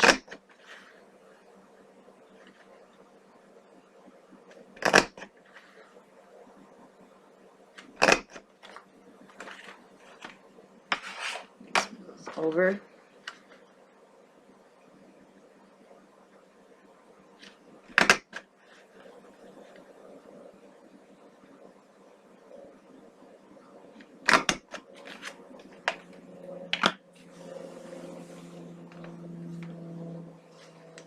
And we can go ahead and score now on our 3 sides.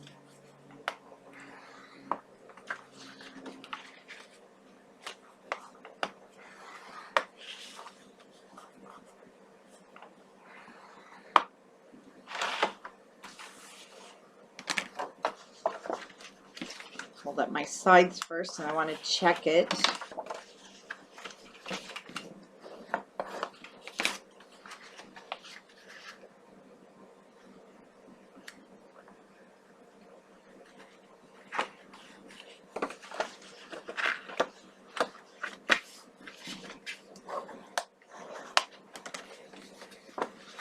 Okay, and now let's put our score tape on. And again, oh, we picked up a bunch of lint from the, I picked up a bunch of lint from the seam tape. Okay. Again, I have the decorative border, so I want to go ahead and really cut that deep. Okay, you might see a cat come flying in the screen, and I'm trying to get to the ribbons. Remember how we went deep and deep. Okay, let's miter our corners here so that we get rid of that bulk.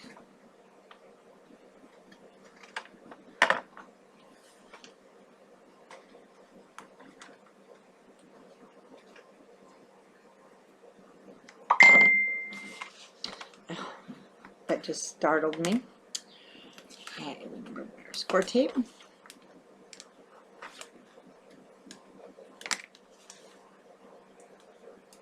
Slip that corner a little bit.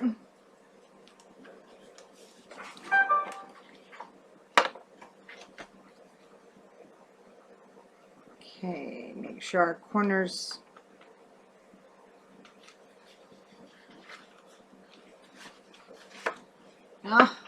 make sure our corners are lined up. Mine are not. Just because I took off all the score tape. There we go.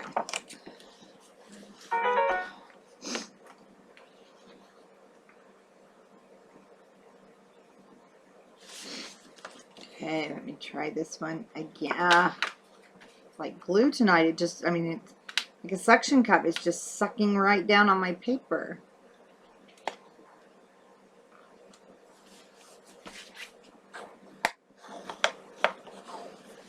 Okay, nice and straight on the edges now. And if you've never worked with cardabella paper, cardstock, you would love it. As you can see, I was able to pull that up that one time without much damage to my paper. Absolutely love it. So for our top flap, we're going to cut it 6.5 by 5.5, and you want to make sure it's perfect width side by side in case you need to trim down a little bit, and mine does. I'm going to take about, I mean, just a sliver off the edge. I can move the cat.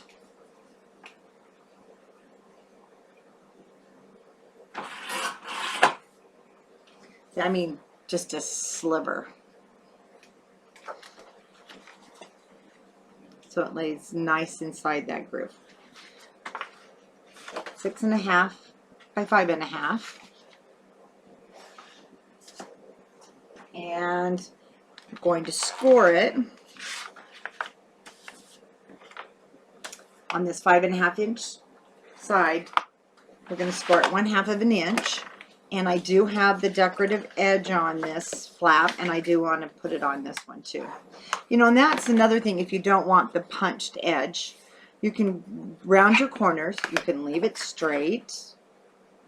And this album, well, this paper, I think is very shabby and chic. So even though it's a boy paper, it needs to be these decorative edges.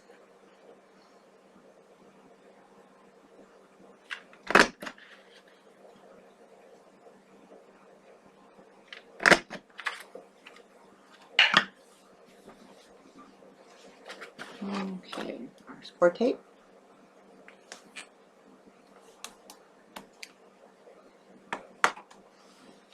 Okay, I'm going to cut my corners.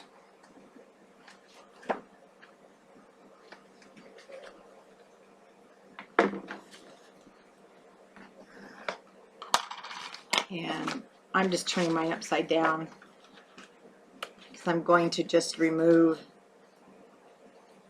a partial. I'm not going to try and put it all down at once.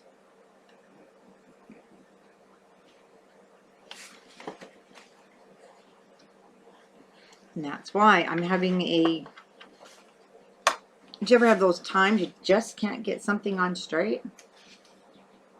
Sometimes you can, but tonight's not my night.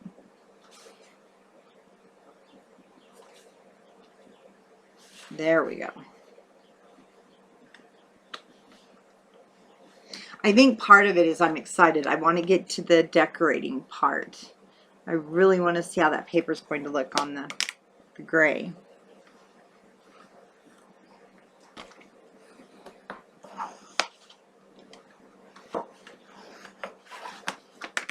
Okay, so now on this one, I do have a magnet, but as you can see, our edges, so my magnet is actually going to go more on the inside.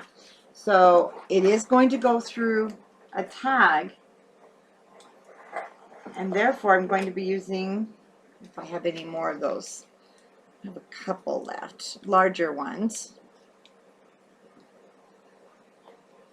Get them apart, not break them. Let's see. Okay. So I'm going to have one there, literally on the inside of the pocket, and then one on the flap. So I'm going to put this one down first on the pocket area. So I don't want any chance of it being just too close to the edge. I want it hidden.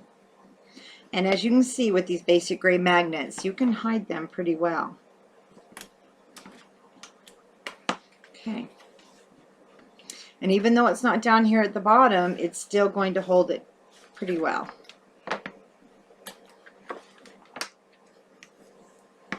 Okay, now we need to make, we can make our little inside one.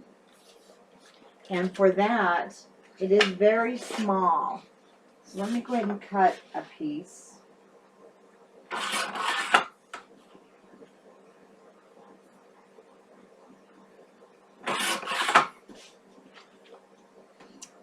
Once again, you can make it as big as you want. Mine is only 1 3/4 by 7 1/2. I guess I should say though, if you are going to make it a little bit bigger, I would move this down, and you still can go, whoops, if you're going to make it a little wider, I'd move this magnet down, and you can take these off. You should be able to get them off and move this magnet up, move that down. Or if you are familiar with my videos and so you're watching it first to find out where I'm making mistakes, then you'll know where to place it. But I just want a little small one to put, you know, the little tags in.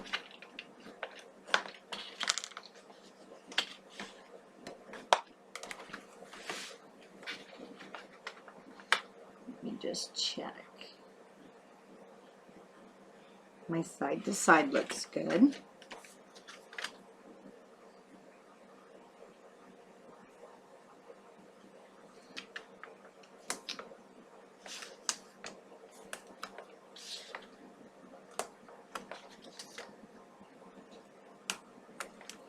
Even though it's pretty small, still going to miter my corners. And I'll still miter down here.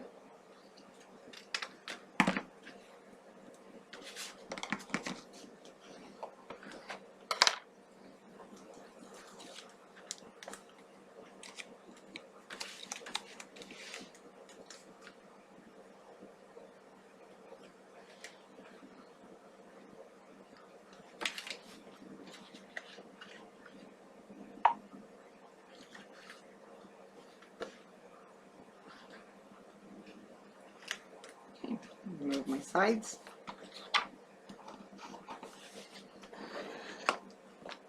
Let's take that down. Folds great. Now I have just that little place to put the 4x6 or 3x4 life cards. See, they'll fit in there. Now if I'm going to put the life cards, I will put a stopper here to keep them from falling out. We'll just put a little sticker so that they'll have something to catch on and won't come out. Or you can just leave it open for the mother to be. Now for the outside, we want to add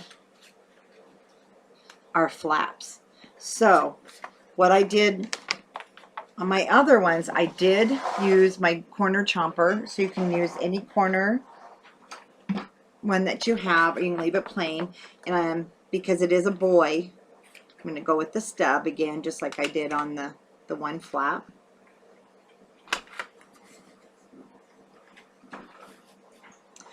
So we'll go ahead now and score the opposite end, our 1/2 inch.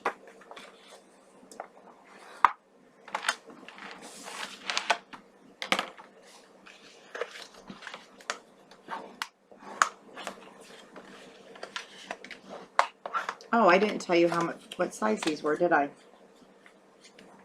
So I did mine at 3 1/2 by 4 1/4. Two of these, 3 1/2 by 4 1/4. They don't go to the bottom. See, they're just at the top. Now, however it's easier, you might want to open it.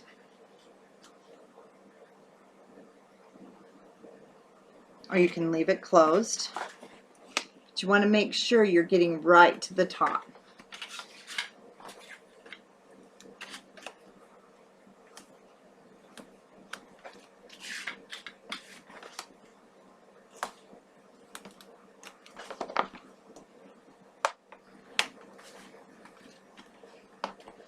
And I am going to miter the corners.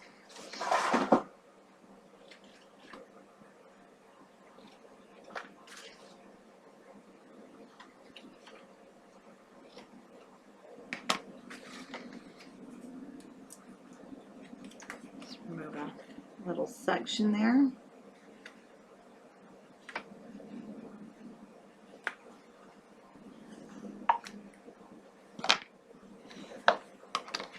There's our first one.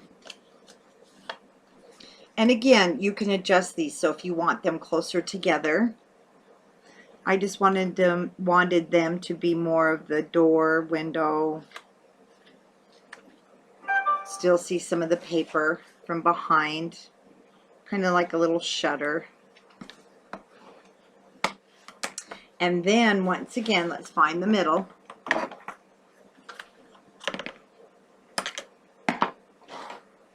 So these are 4 1/4, so we're going to go 2 and probably like 1/8 in between there should be fine.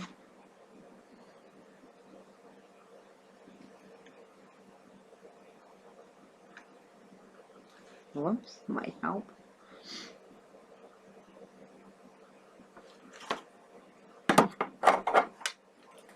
And I'm taking the same white seam binding, so it matches. This one's going to be probably way too long. That's okay, we can cut it.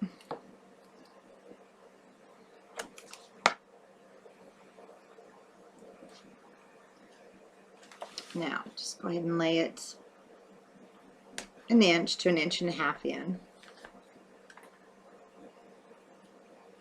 And that's another thing. Score tape works really well. Now, when you're putting down your other one, make sure you don't put it going this way. It has to go towards the other one, because remember, we're going to tie these together.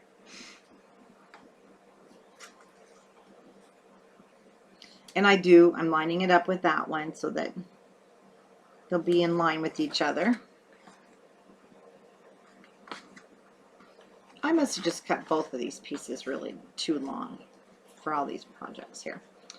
Like the white with it, and I think once I add the blue, it's going to be really stunning. Go ahead and do some cutting, because we won't need all that, and that bow is pretty big.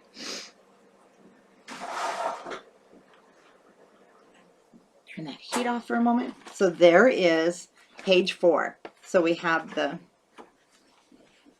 cute little doors.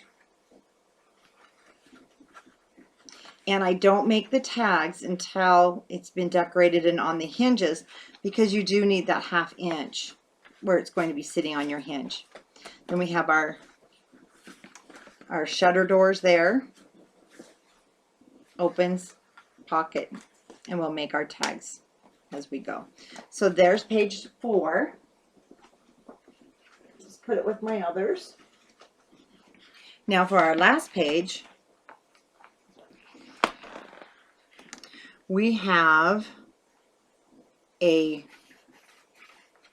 side load that for some reason, I thought there was 3. I must not have made the tag for it.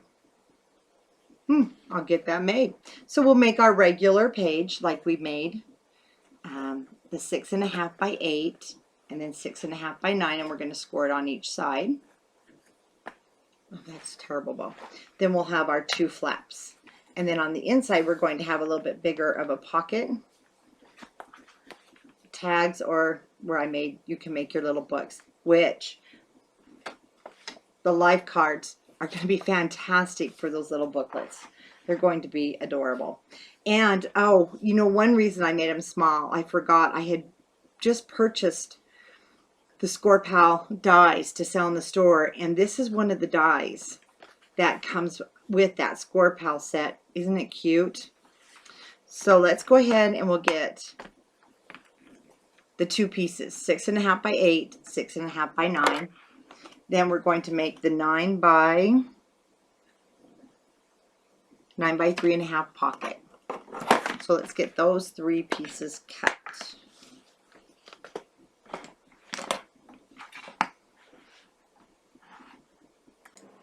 Sorry, this is what I mean by the cat. He will not quit moving where I'm working. And he's Siamese, so he seems to think he owns everything. We shouldn't have to have these working conditions, right? No, just kidding. So our 9-inch piece, we're going to score it half and half. I went ahead and cut the pocket that's going to go on the inside. So I'm just going to score mine on our 3 sides. And then these are the 2 pieces. One will go up here and one down here. Now, I didn't want them to touch, of course. So these are 3 7/8 of an inch wide. And they are 6 inches long because you don't want them to extend across the whole page for this project anyway. Oh, let's go ahead. So 3 7/8 by 6. Then here on the 6-inch side, we're going to score half and half on each, well, half on each one, so half and then a half. And even though I'm putting those up, I'm going to put them aside now.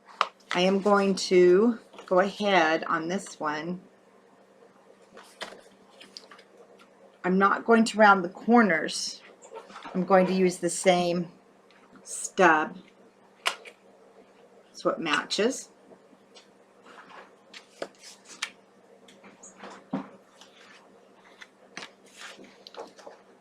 Now we'll put our page together.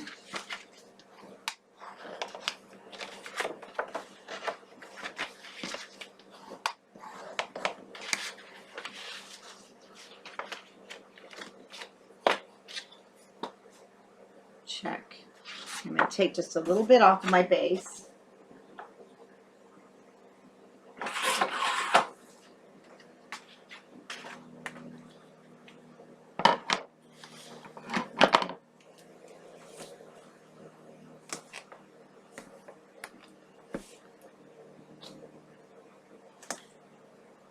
I have those little dots from my cutter, my border punch everywhere.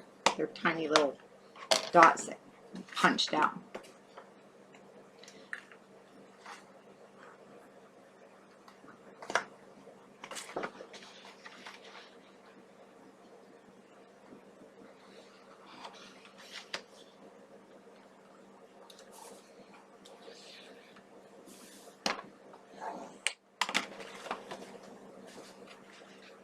Oh, I didn't miter my corners.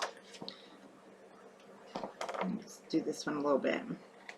I thought this was moving along too quick. And if you don't, it's okay. I mean, probably nobody else will notice. It's just one of those little finishing touches that you notice.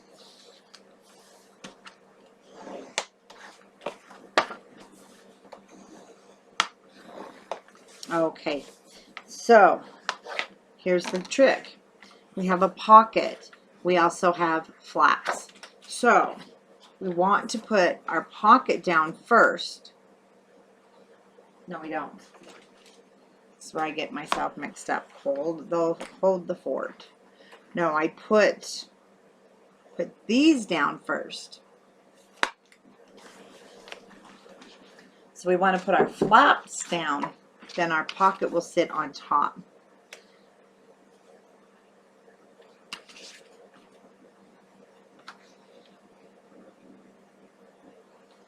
And see, there'll be just a tiny, tiny space between, and then they will have the magnet closures. Or you can make swing tab closures for the other end. And I don't know, I'm just a magnet person. I never really found a swing tab, so if there is one out there, let me know, because they look great, they work great, and then when you start putting things in the pockets, I've never had one that will really stay shut. No, I take that back. When I've used the Graphic 45 chipboard as a swing tab, it's pretty heavy. I noticed that did. So, okay, I did miter the corners. You really don't have to do the inside one, but I just did. Now the top one, So I'm going to match it with the very top of the page.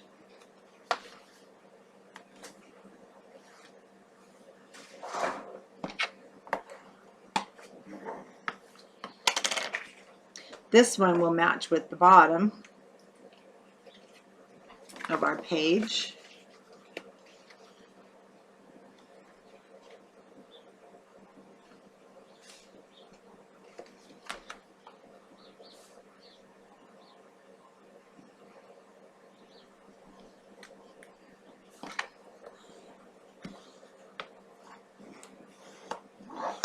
Okay, now we have our two little flaps.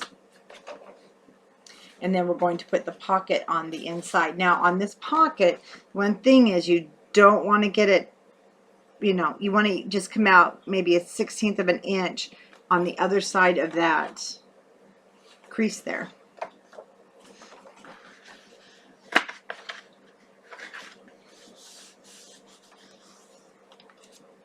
Can we get our edges up?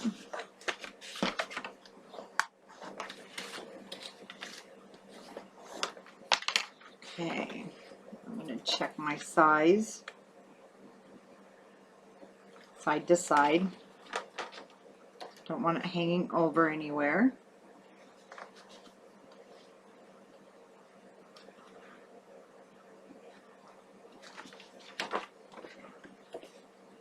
Looks like it's going to be just fine.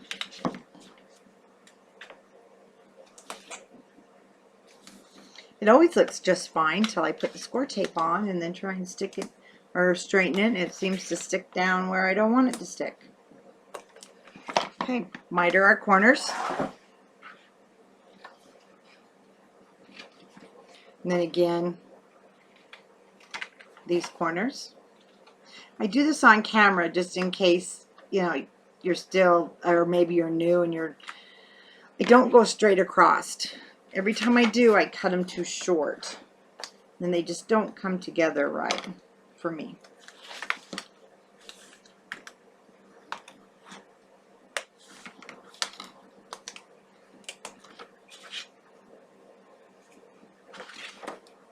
Okay. Like I said, you want to leave a little space. You know, you could even do a 1/4 inch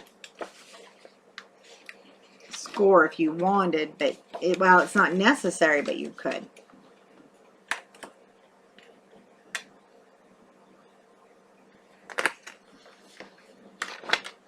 I'm just putting, see what I mean? For some reason,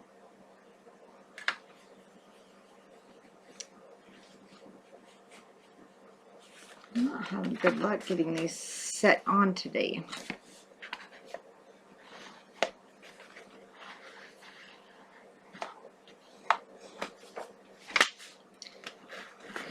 Want that bulge there.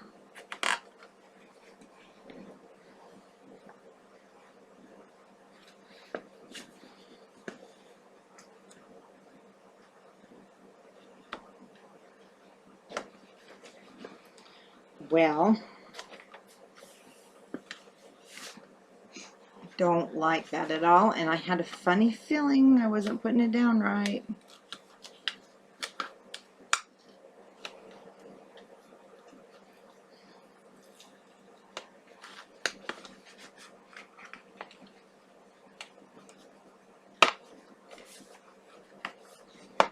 We're just going to make it do what we want it to do. And yes, I am being rough with my paper. But, and then once I mount it, now it'll be fine. It's still sticking up just a little more than I want here. So what I'm doing is I'm just, you know, paper, believe it or not, has a little bit of a stretch to it. You do have to encourage it. And once I lay my matting down, that should come down a little bit more. Now, I've even taken scissors. I make a little slit and I'll put them together.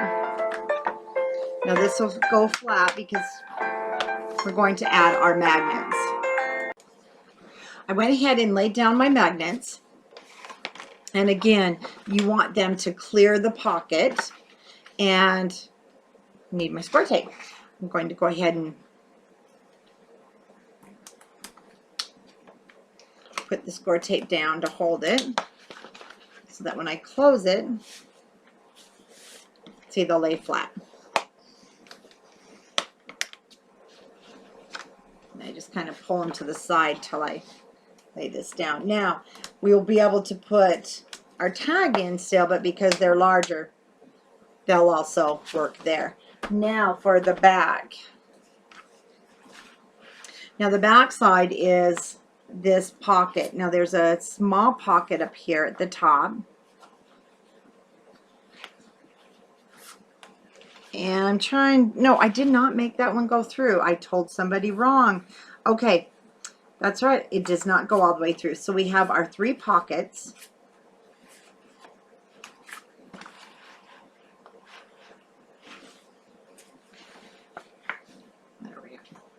That I built on a base before I put them down. So we're going to go ahead and we'll make this.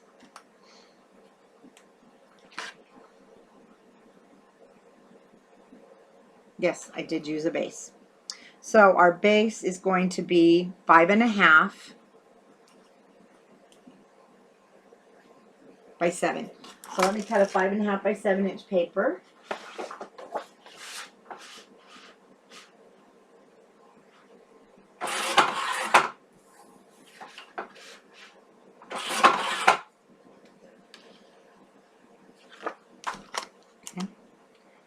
Can't measure or I can't cut. Don't kill me. I hope you didn't cut it. It's 5 3/4.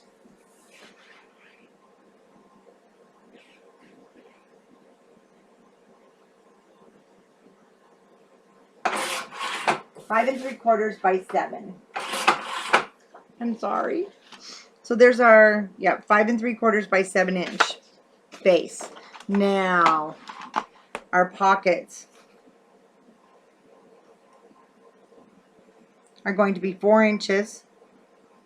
No.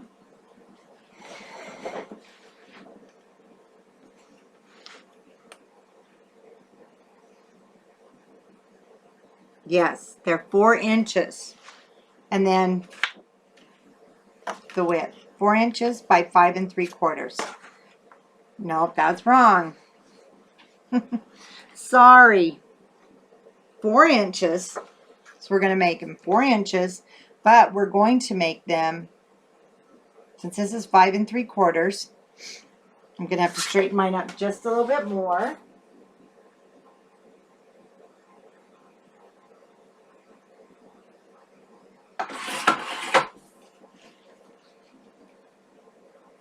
Okay. Okay, 6 1/4 wide. 6 1/4 wide, we got that.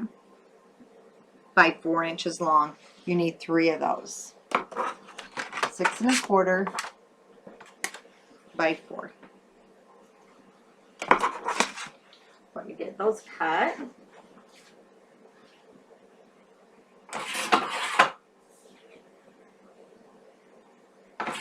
Like I said, that's what happens when I make this and then some time kind of lapse. And I'm trying to find all my scraps. Look at that. Another one that's almost perfect.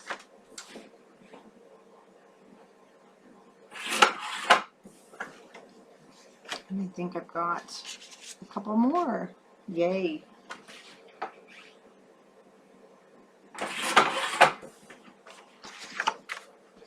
Keep the book closed for placement. Now we're going to go ahead and score our 3 sides.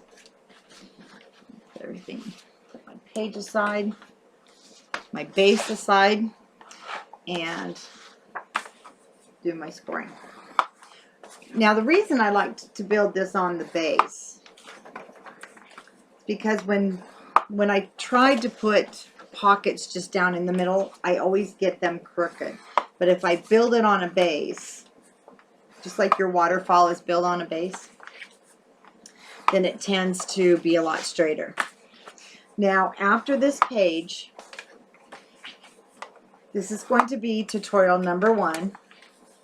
There's going to be tutorial number 2, which is building the hinges, the cover, and then the inside pocket, back pocket. Now your waterfall for this one is the one that comes out, and it will be standing on an easel so that you can display it.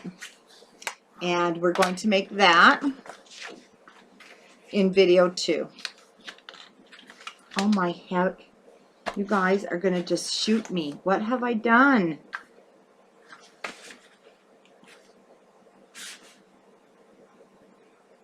Oh my Lord, I can't measure tonight. 6 3/4, not 6 1/4. Oh, good thing these were scraps. I hope yours were scraps. You probably want to kill me right now. So 6 3/4 by 4. Let me try this again. I know I have more scraps. So 6 3/4.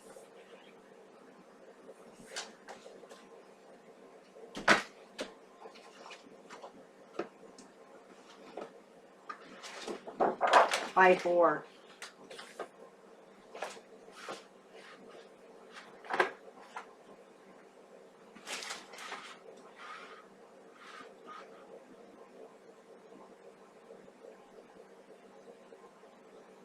Okay, I'm just over here cutting.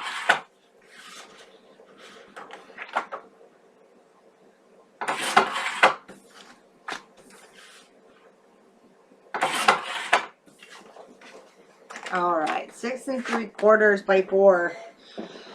I know, I'd write these down. Writing things down is not one of my better points.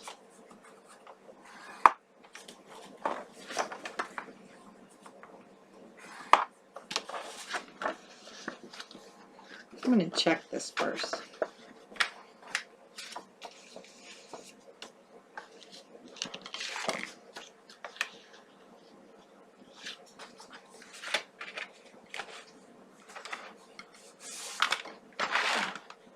Before I continue,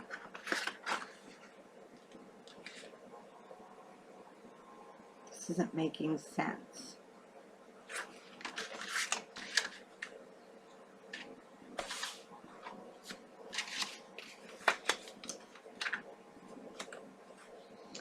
You know why it doesn't make sense? I scored that in too much.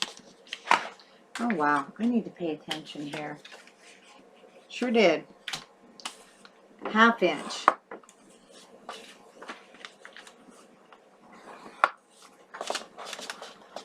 Gotta quit talking.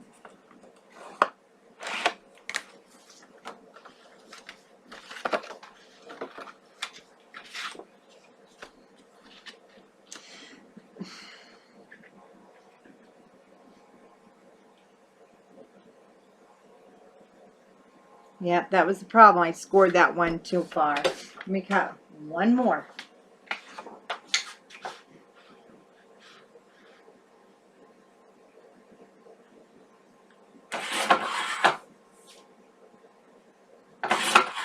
Well, and some of the problem is my cutter is losing some of its markings because I use it so much.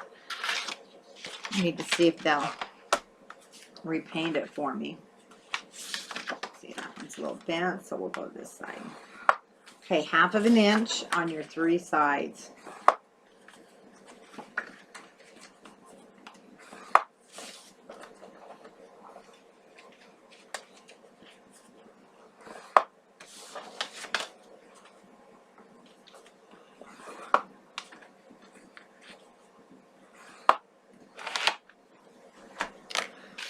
Okay, I'm going to get these up, score tape on.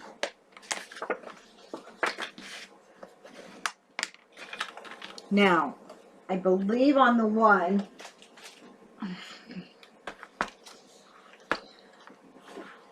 oh no, I didn't make them go all the way through. Because if you want to make it go all the way through, you can do that by leaving the bottom open. And then you'll have the full length. But I made these to be their own separate. Okay. Now before we put tape on, go and fold our bottoms up. Like I said, this one's going to be basically closed. You can, I'm going to show you, make it so if you want the tag to go all the way through, just go ahead and leave this one open or cut that off. Won't hurt a thing.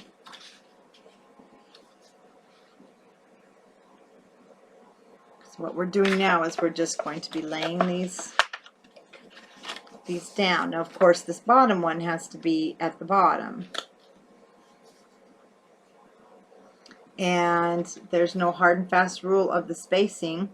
And I think what I'm going to do is I'm going to leave that top one open where I didn't on the original album. So what I'm going to do is just cut that bottom off.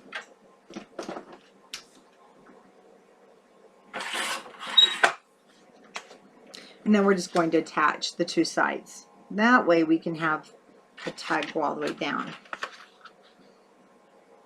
Now the thing is, we have to start with this top one.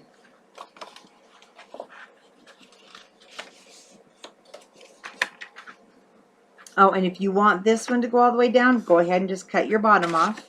But you can't cut it off this one, of course. You want that one there. So once you get your placement, they will overlap each other. Okay. Then I just take my pencil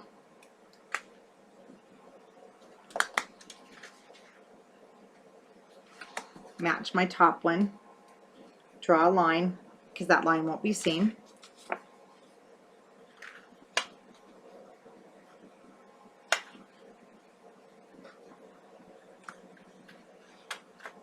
Get something heavy to put on there, like my punch. There we go.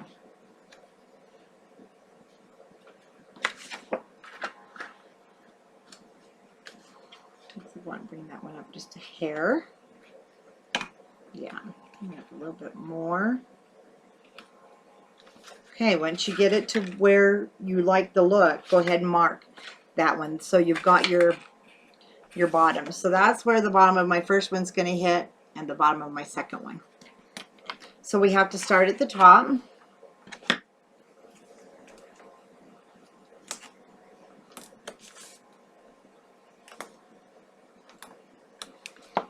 And I am going to go ahead and miter these top corners.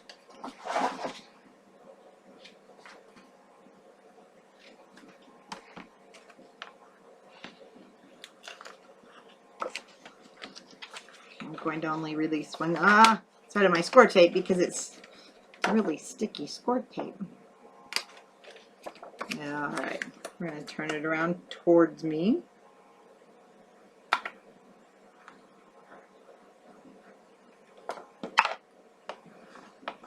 Just to gouge that. My finger now.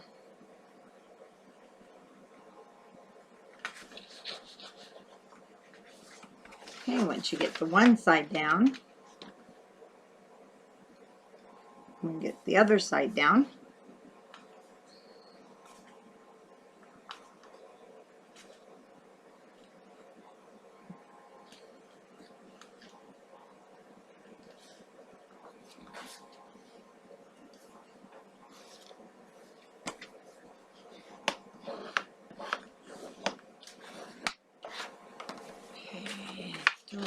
Now prepare these the exact same way. We're going to miter the corners and cut the bottom corners.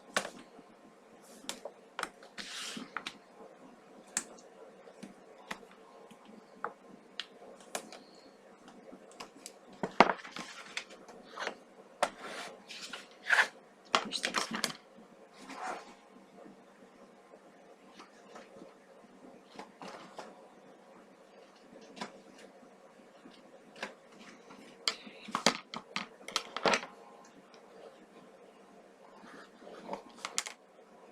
Make sure they're as flat as possible.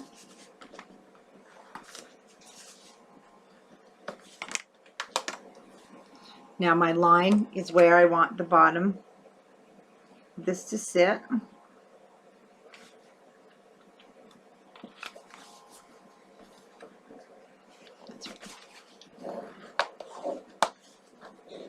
Should line up perfect side by side.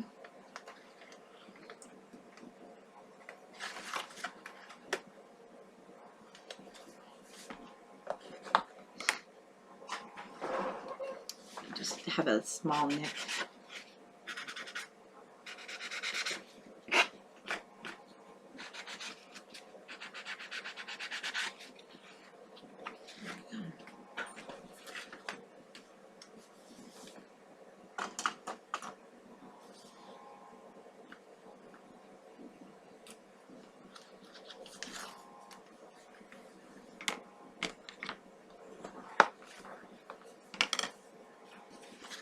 Okay, now the bottom one, you'll match it up with the bottom. There's a lot of shadows.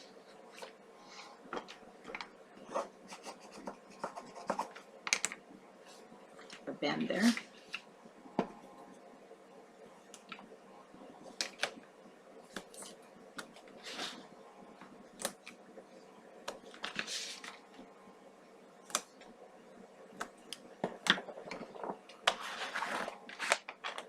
And again, let's miter the corners.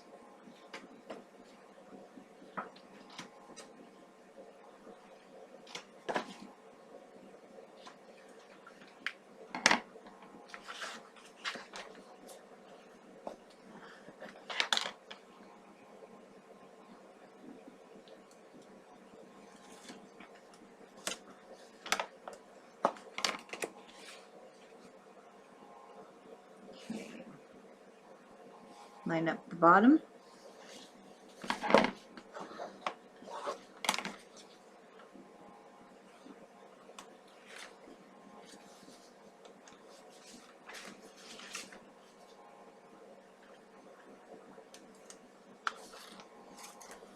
Now again, this is one of those that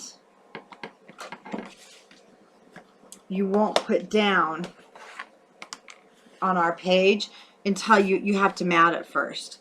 Then we're going to put score tape all on the back, and then we'll lay it down. No, we're not putting it on the back. Whoops. We're going to go the 3 sides. That's right. We're going to do the 3 sides and gloss the accents. I'll show you. And it will lay down. That's right, because we need this to be a pocket. And then, let me just grab this one since we already have it made. It's not very long, but the top one is now going to be a nice, really long one. It'll be the whole 7 inches, so you can make a really long tag if you left the bottom open. And so this will go straight down. This will go down after we mat the page. And there are the pages to the album. So let me just go back and recap, and then I'll show you what we're going to come back and do. So we did our first page.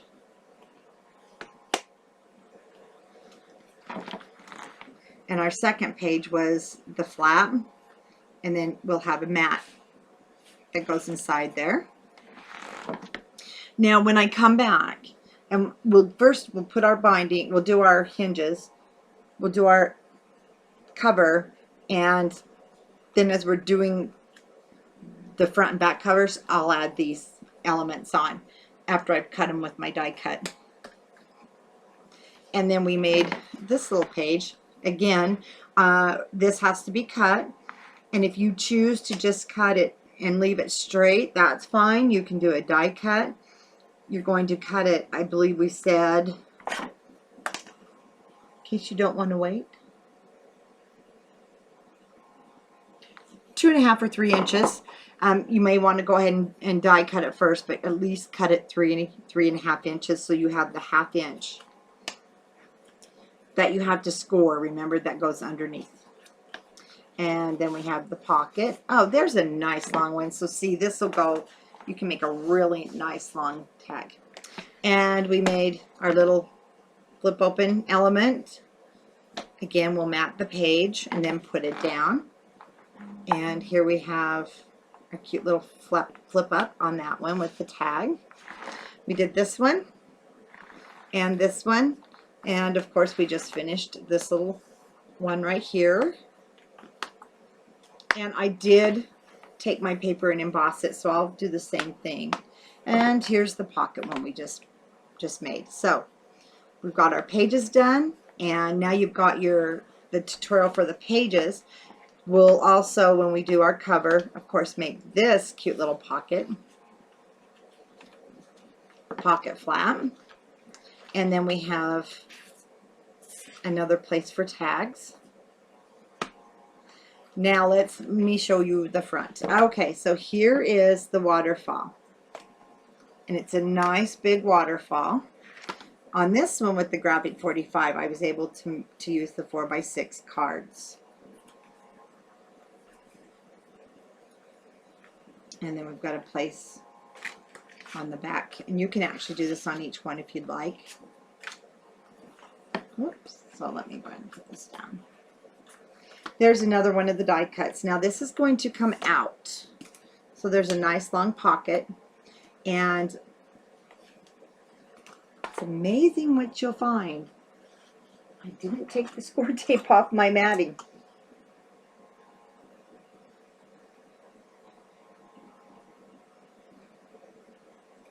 Let me just pull that off real quick.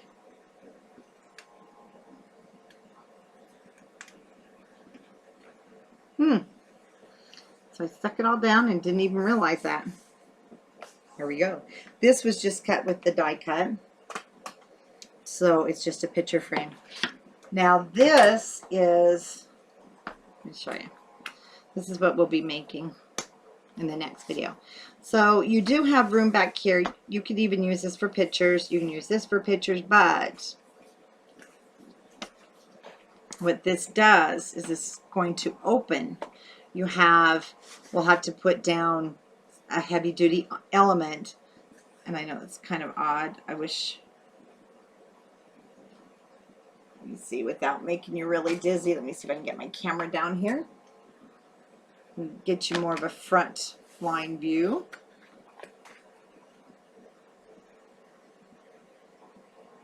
See how that will stand? So you can actually use this as an easel. Give you a better view. Still, you can put pictures. It gets kind of dark, doesn't it?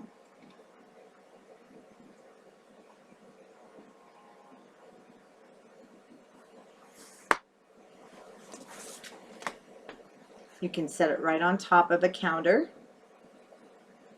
And it is reinforced. So I'm going to show you because I did reinforce it. Sorry, let me get you back up here. I reinforced it with the chipboard.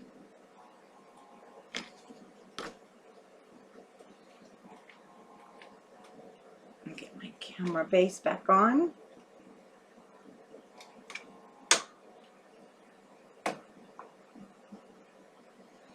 So that it's sturdy. I mean, this sucker is not going to go anywhere. Then we'll just fold this back up. And it sits into its little house. And there you have part of your book. So we will be making those. Like I said, I just wanted to get the album up, and we'll be making the cover. I'll be making it very similar, except for a little boy. So, I hope you enjoyed the page tutorial. And if you have any questions, just shoot me a quick question down below. And I'll get right back with you. And then I'll just keep working, and we'll get the cover made, hinges, and we'll keep moving. Thanks for watching. I'll be back soon. Hi, I want to show you a really quick video before we get started on the Baby Boy album, and it's because I've gotten a lot of requests before I start. There are 3 different page styles that you're going to use, and that we've all used, and they've been around forever. So we're going to start with the 6x6 page, and like I said, this is the pages that myself and the design team, we've been using for years and years. They've been around forever. And these are the pocket pages that slide over your hinges. So for the first one, I'm just going to do a 6x6. I'm going to do the 3 most popular sizes that I use in my tutorials. So for a 6x6 pocket page, of course you need the 6x6 base, and then you need a 7" by 6". Reason being is we're going to score on both ends at 1/2 inch. And I always like to start over here because I know it's going to be exact and not off from me cutting. All you have to do is flip up your ends. Now this is going to give you the side pocket. So we're going to do a side pocket, a hidden pocket, and also a top load pocket. And whatever adhesive you're using just sits right there inside your fold. I like the 3/8 of an inch score tape. Miter your top corners. Sorry, went off the camera. And then just match it to your top. Now sometimes your top might be just a hair too long, so go ahead and just cut off about a 1/16 of an inch. You don't want it to overhang. In fact, you just want it to be either matching or a little bit hair shorter. What I do, I like to start at the end that I did not miter. Remove a portion of your score tape.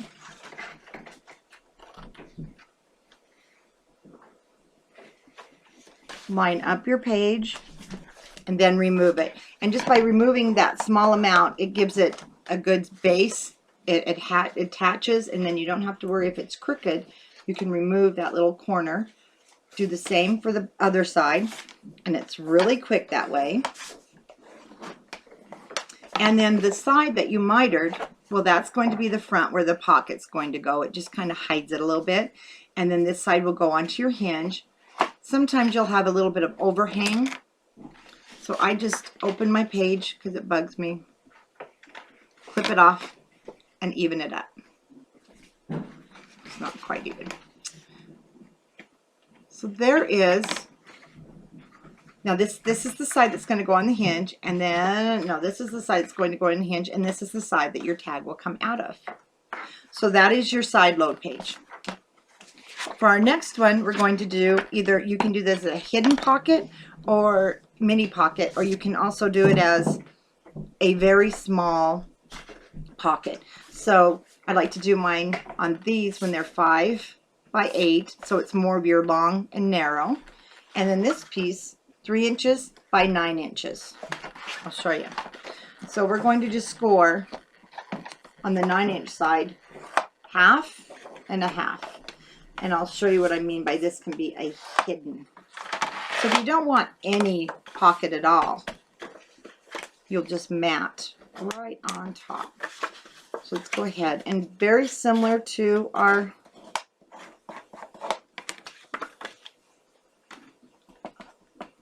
side load pocket. Tape, couldn't find the tape. Then we're going to go ahead and put your adhesive, and I don't worry about mitering the corners on this one. And again, I'm just going to remove a portion of my score tape. It's going to sit down here at the bottom.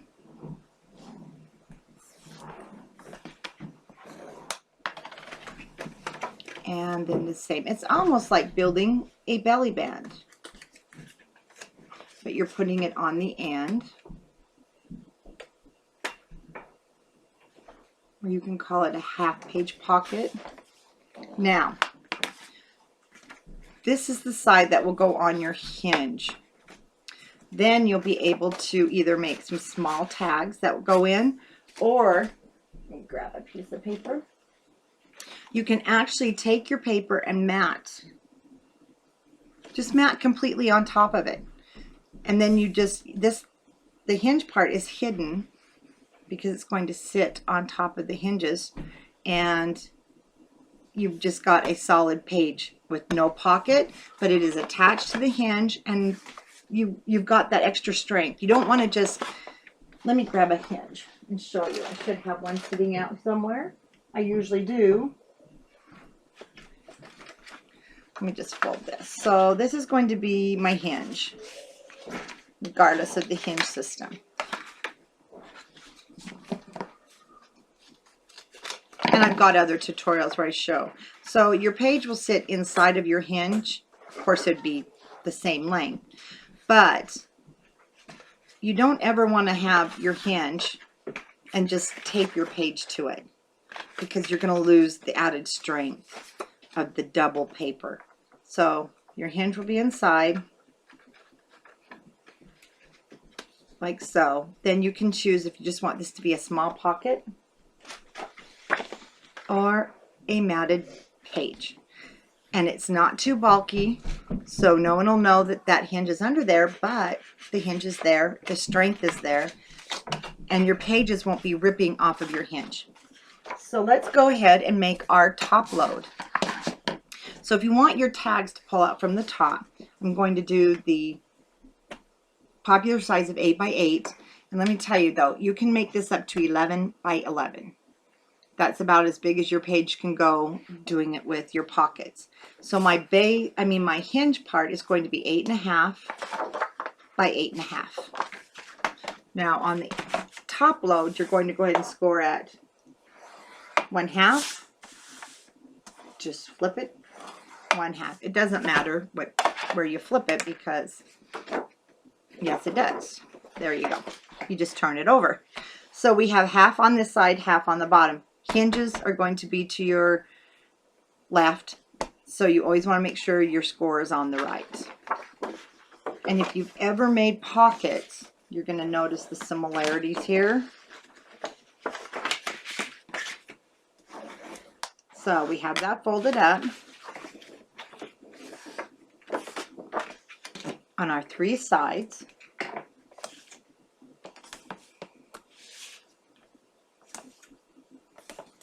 Add your score tape. Then on the tape side, now I'm going to turn it over. It makes it easier for me to see. I'm going to just cut it as if I was doing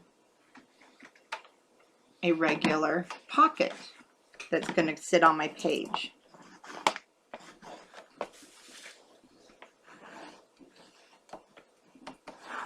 Okay, now I'm just going to remove that one. And still, I probably should have just removed a small amount until I made sure my page fit.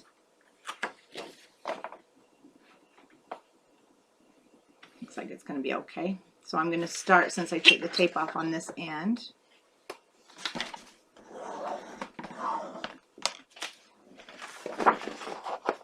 So I've just adhered it. Go ahead and take off your bottom. Keep it in camera the right way, you would understand. There we go. So now, this side is going to sit